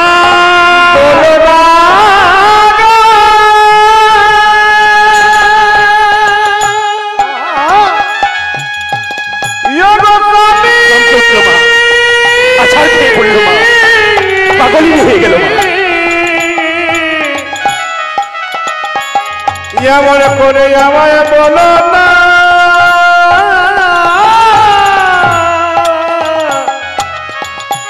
বলো না, না। মায়েরা, এই জায়গাটি কিন্তু সবাই ধরবেন, এক এক করে ধরবেন, সবাই মন দিয়ে ধরবেন। কুশধ্বজকে যখন বাড়ির ভেতর, কুশধ্বজের মাকে বাড়িতে আবদ্ধ করে রাখা হলো, আর কুশধ্বজ যখন গুরুগৃহে বসে আছে তখন চিৎকার করে তার বাবা বলল, কুশধ্বজ, কুশধ্বজ। মায়েরা, কুশধ্বজ মনে মনে ভাবলো, সত্যি তো আমি বিক্রয় হয়ে গেছি। গুরুদেবের কাছে কেঁদে কেঁদে বলছে, গুরুদেব, আজকে রাত্রিতে আমি স্বপ্ন দেখেছি আমাকে বাবা বিক্রয় করে দিয়েছে। ওই দেখো আমার বাবা আসছে, আমার এই জীবনটাই শেষ। বন্ধুদের কাছে কেঁদে কেঁদে কুশধ্বজ গাইছে, কুশধ্বজ গাইছে বন্ধুদের সঙ্গে। বাবা চিৎকার করে বলল, কুশধ্বজ, আমার কোলে আই বাবা, আমি ধনী হয়ে গেছি। কুশধ্বজ বলছে, বাবা একবার তোমার চরণে প্রণাম করতে যাও, আমি তো জানি তুমি আমায় বিক্রি করে দিয়েছো, আমার মাকে একবার দেখতে দেবে না? তার বাবা বলছে, না, মায়ের কাছে যাস না, মা অজ্ঞান হয়ে গেছে, মা ঘুমিয়ে আছে, যাস না, মাকে জাগাস না। বলছে, বাবা তুমি যতই না বলো, মাকে একবার জাগাবো, মাকে প্রণাম করব। আমার ইচ্ছা ছিল যে তোমরা যখন বুড়ো হবে, মারা যাবে, তোমাদের শেষকৃত্য সম্পন্ন করব। আজ যখন আমি পারলাম না শেষকৃত্য সম্পন্ন করতে, একবার অন্তর প্রণাম যেন করে যাই। মায়ের চরণে প্রণাম করছে, মা অজ্ঞান হয়ে আছে। যজাতির যজ্ঞে দেবে বলে মায়েরা যখন ঘি মাখাচ্ছে, কুশধ্বজ বুঝতে পারছে আমাকে আগুনে ছুড়ে দেবে। এখন যজাতি ভয়ে কাঁপছে, যদি কেঁদে দেয় ভয়ে যজ্ঞ পূরণ হবে না। যত ঘি মাখাচ্ছে কুশধ্বজ তত হাসছে আর হরি হরি বল বলছে। মনে মনে ভাবছে, যাক বাবা, বাবার আত্মার মুক্তি হবে, নরবের যজ্ঞ দেবো আমি এই বাচ্চাটাকে। সঙ্গে সঙ্গে কি করলো মায়েরা, যেই না ছেলেটাকে ধরে যজ্ঞ কুণ্ডে দিল, কি হলো, ভক্ত যদি আগুনে পড়ে যায় ভগবান রক্ষা করে না? করলো, লক্ষ্মী আর নারায়ণ দুজনে এসে এমন ভাবে কোলে নিল, উছলি নয়ন জলে গোপালে লইয়া কোলে, চলো নয়ন জলে গোপালী লইয়া কোলে, উছলি নয়ন জলে গোপালে লইয়া কোলে, উছল নয়ন জলে গোপালে লইয়া কোলে। উপনীত হইল সেই স্থানে, আরে উপনীত হইল স্থানে, ও যে উপনীত হইল স্থানে,